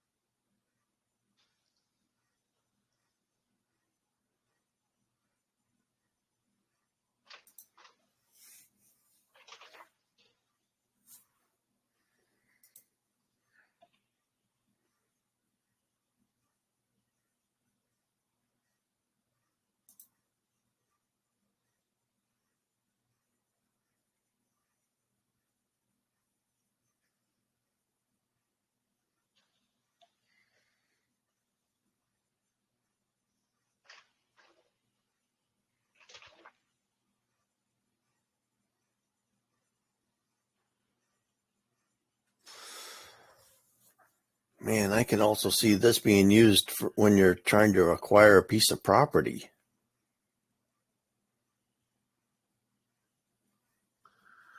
I don't necessarily think you should go that route. And here's why. Under the law of agency, there are certain, you already know that trust, you are going to go down to the local bank. The corporation, the banks know this stuff Okay. sometimes. You can't sign as the agent until you get things set up through the Social Security Administration and get your paperwork in order to be able to do it. Okay. Until you do that, you need to sign. And if that's not your name and you've never used your name, you are just putting the name of the trust on the document, right? Right. Well, Under the laws of agency, my entire class 2 was all about ratification. You got ratification before the fact and ratification after the fact. Ratification before the fact operates where you go tell them, say, hey, principal, blah, blah, blah, I'm going to be doing this. This is what I'm doing. These are the procedures. These are the forms. This is how I'm going to do it. You have 30 days to correct me if I am in error somewhere. If not, I am presuming to operate in good faith and I will continue accordingly. Under ratification, if they remain silent, this is the whole reason for the administrative process. If they remain silent, then it becomes ratified and they accept all the liability. Ratification after the fact is when you've already got the note. Now you send it to the principal, do the administrative process. If they remain silent, it becomes ratified. Okay. See, that's really what we should be doing. Right, and that's what I've been trying to get set up and the reason I've been speaking to the registrar of the county. And I've let him know that he's the one that I'm going to be sending everything to, all bills, all everything. Still in conversation with him though. Yes. He hasn't denied it yet.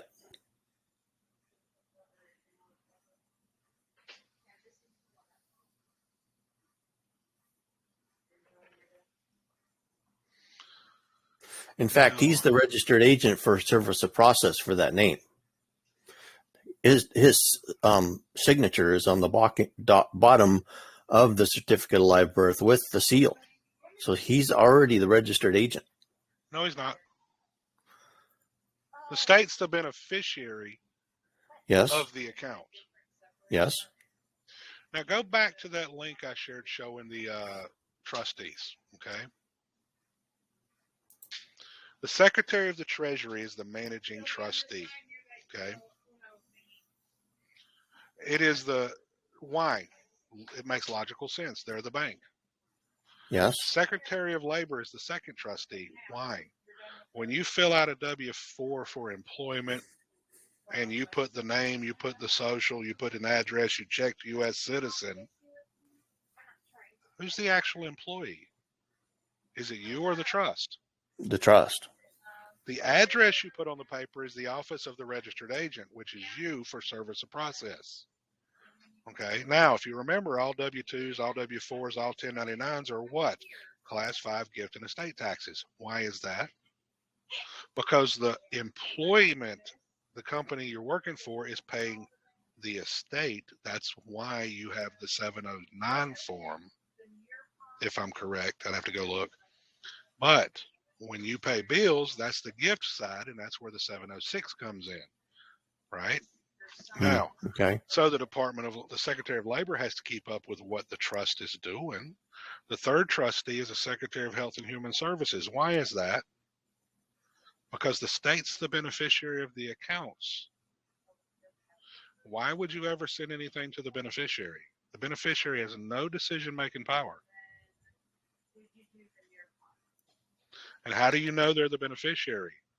Who do they go to get all their Title II, Title IV, and Title V funds? Secretary of Health and Human Services. Okay. And then if you go look at the video that Eon put up, which was because we had a long discussion about this actual code, I'll go get it. Let's see. It was it's called the Federal Emergency Relief Act. Let's see here.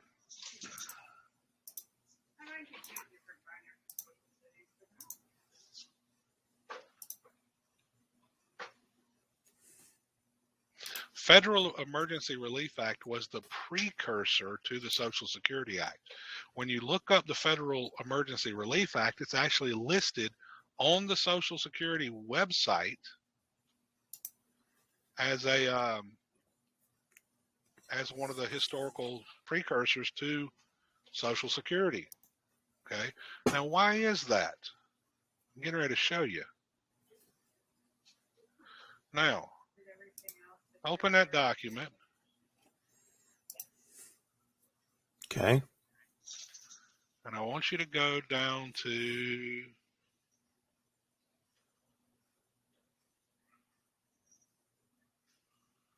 on page 1 is the start of it.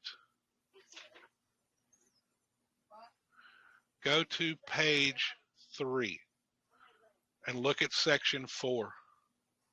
Out of the funds of the Reconstruction Finance Corporation made available by this act, the administrator is authorized to make grants to the several states to aid in meeting the cost of furnishing relief and work relief and in relieving the hardships and sufferings caused by unemployment in the form of money, service, materials, and or commodities to provide the necessities of life to the persons in need as a result of the present emergency and or to their dependents, whether resident, transient, or homeless. Now, this act had an expiration date. Well, in 1965 or 68, I don't remember, Eon put a video up about it, we were discussing it. They amended that act. The only thing they repealed was the expiration date. Why?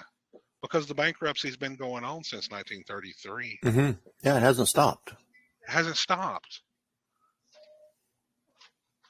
So now, could you send it to the state under that? Yeah, you could. But this is why they're the beneficiary. Okay. Trustees are the obligor. Right. How are you feeling about class after today? No answer. Okay, so you are going to have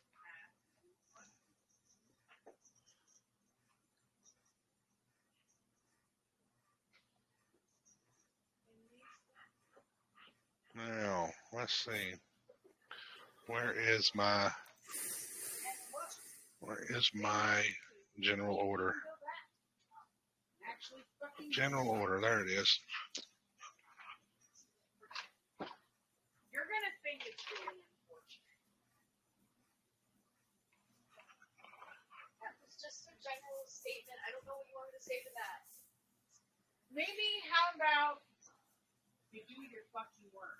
While you're in class, you participate while you're in class instead of just listening to your music or doing whatever it is you're doing. If you want to listen to music, that's fine, but do your work.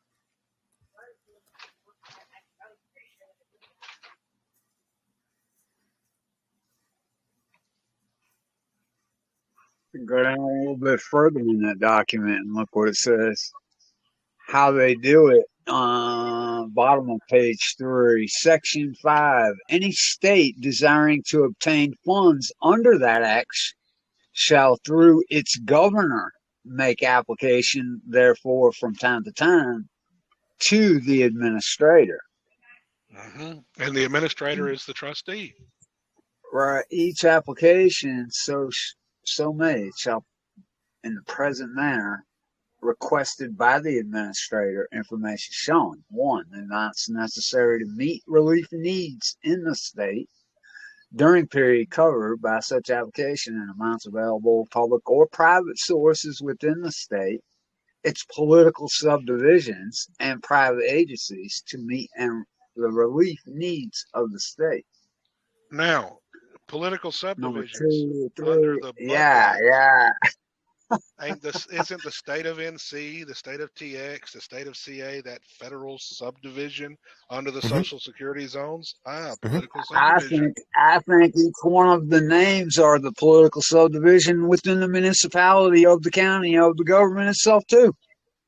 The names are political subdivisions of they're the micro or whatever. Yeah, the micro version of that same shit. Hmm.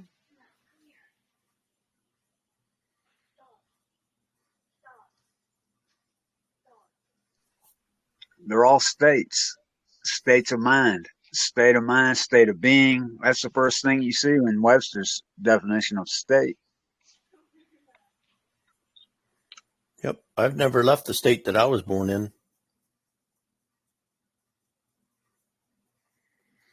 Mostly liquid, some solid, and sometimes gas.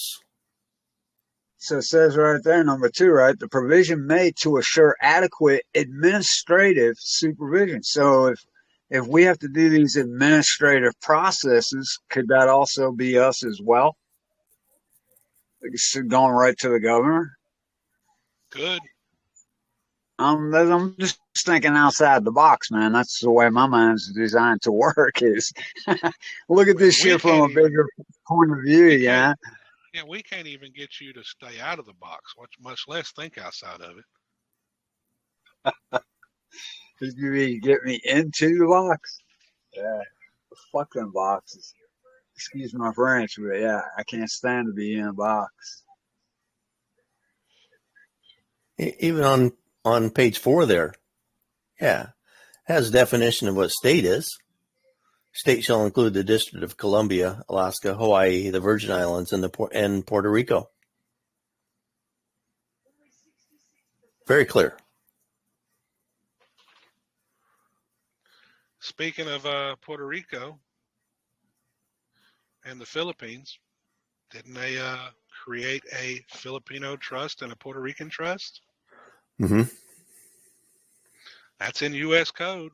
Mm-hmm.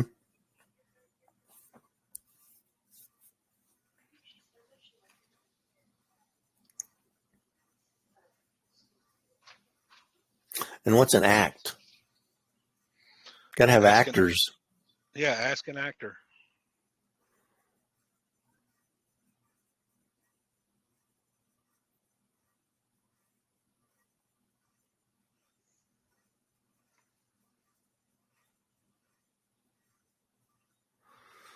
What I find is most people just don't read. That's the biggest problem. No, they don't. I read all day long. Why do you think I love my Westlaw account? Hmm. I've learned most of the stuff I've learned because they literally do tell us everything. Mm-hmm.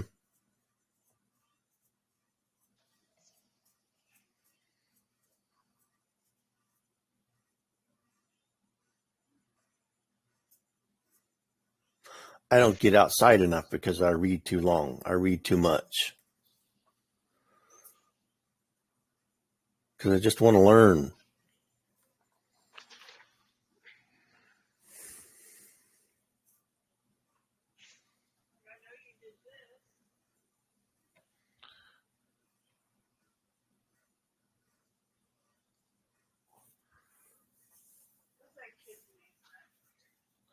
The following attached documents are considered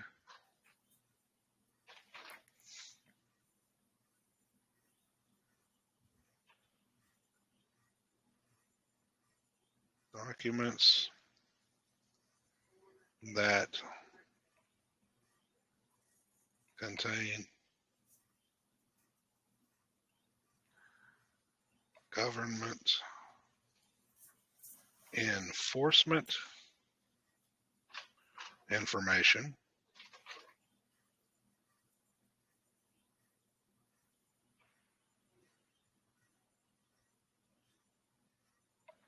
the last part of that paragraph, and it says document subject to this order. A document that contains government enforcement information, a document describing closely held trade secrets, or a document that implicates the reputational interest of the United States. Hmm.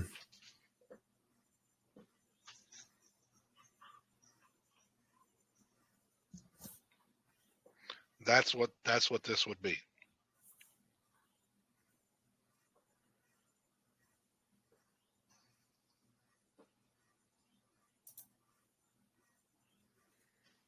A highly sensitive document.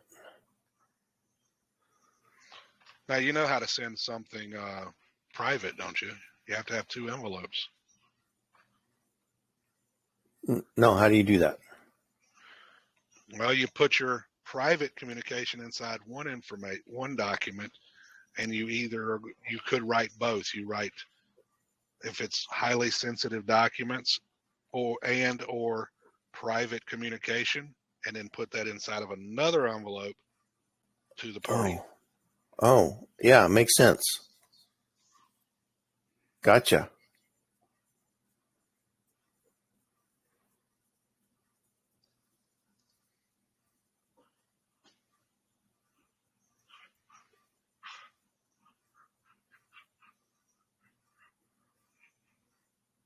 Oh, it even says the secured electronic device or paper copies shall be submitted to the clerk or court's office in a sealed envelope marked highly sensitive document.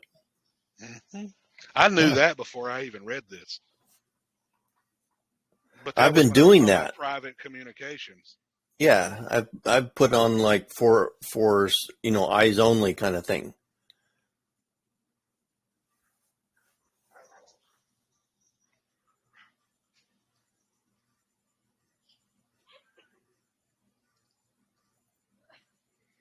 And you notice it says interest of the United States, not the United States of America. Right, for sure.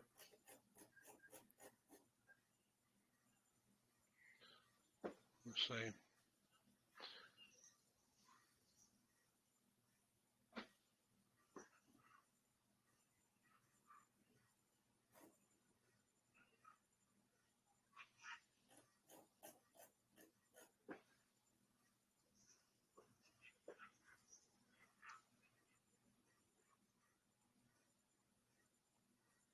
So look at that document I just posted. Gets into that executive order that Trump passed December 18, 2020, by the authority vested in me as president by the Constitution and the laws of the United States of America. It is hereby ordered as follows. The purpose, Section 1, since 1935, Department of the Treasury, and then it's got department in parentheses, has issued savings bonds to the American public, aka birth certificates. Really? It says backed by the full faith and credit of the United States government. Well, where did they get the credit? Off the people. Wait a minute. These bonds. Wait a minute. Where is that at? It doesn't say AKA, but it says savings bond. Say that. It don't say that word for word. That was my added addition to it. But okay. These bonds are because of what it says. Listen to what it says. These bonds are extremely safe investments designed to be accessible even to inexperienced investors. Indeed, over the years, savings bonds have proved to be a popular birthday or graduation gift, helping introduce younger Americans to the rewards of investing in our country's future. Among other things, savings bonds provide the United States with a critical source of financing, which is what it was done for in the first place, during World War II. By law, savings bonds never expire, and there is no deadline for owners to redeem them. It's currently estimated more than 75 million matured savings bonds issued as far back as 35 remain unredeemed. Total value, approximately $27 billion in unredeemed savings bonds. They went and corrected the name on my account. They actually put last comma given. On which account? My YouTube account. Oh. Now, YouTube channel. As in on the private side of the account, on the monetization.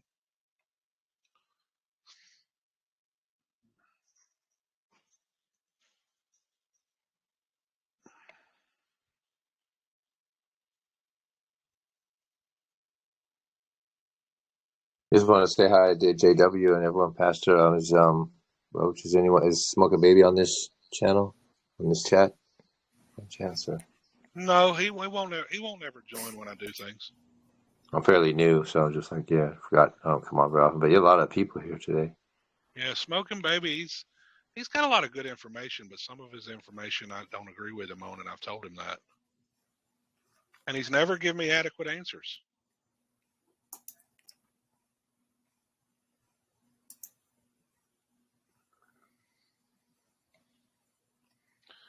So now I'm thinking my document is ready to go get notarized and ready to go out. So, Which document? How many pages? 8 pages. Okay, good luck with that. Need paper. What do we look like? A paper factory? Yes, you do. You're printing stuff out, so you need paper. Thank you, honey. Today is the first day of school, so my wife is like not having fun.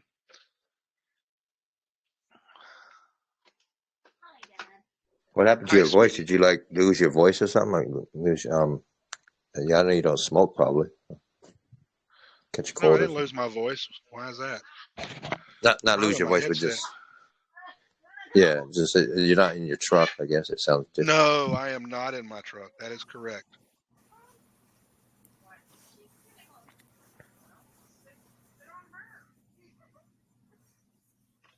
My truck is in the shop. So I've been home spending time with my family.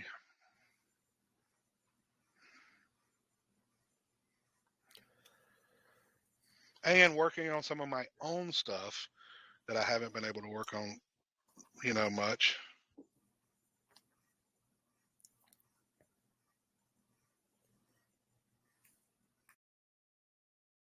That sounds good. Yeah, it must be easier than in a truck. I don't know how you guys do it.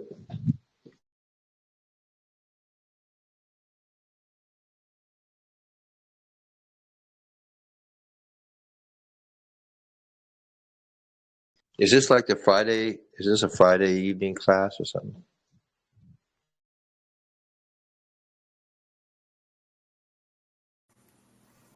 No, wait, it's not even Friday, so sorry about that. I think people just got on the call. I don't think it's, not that I know of it being a class. Yeah, someone sent me a link, but it was a while back. It said Friday, but yeah, this is like more like, I mean, I'm in a time zone that's ahead of you guys, but it's already like Monday or Tuesday here, but anyway, I forgot that.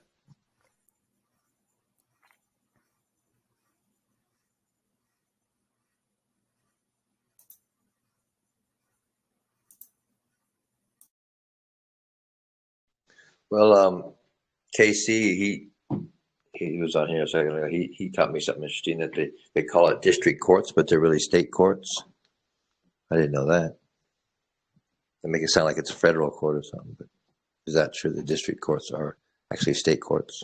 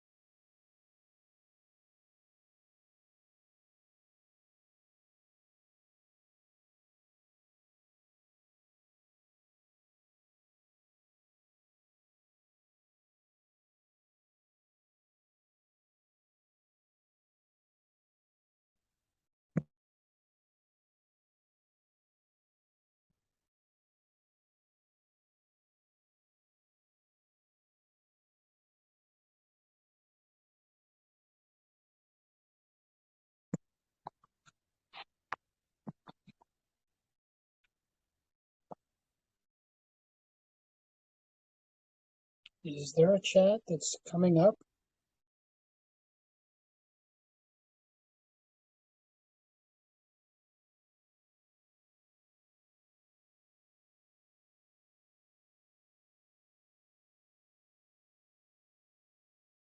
Not sure. Just got here myself.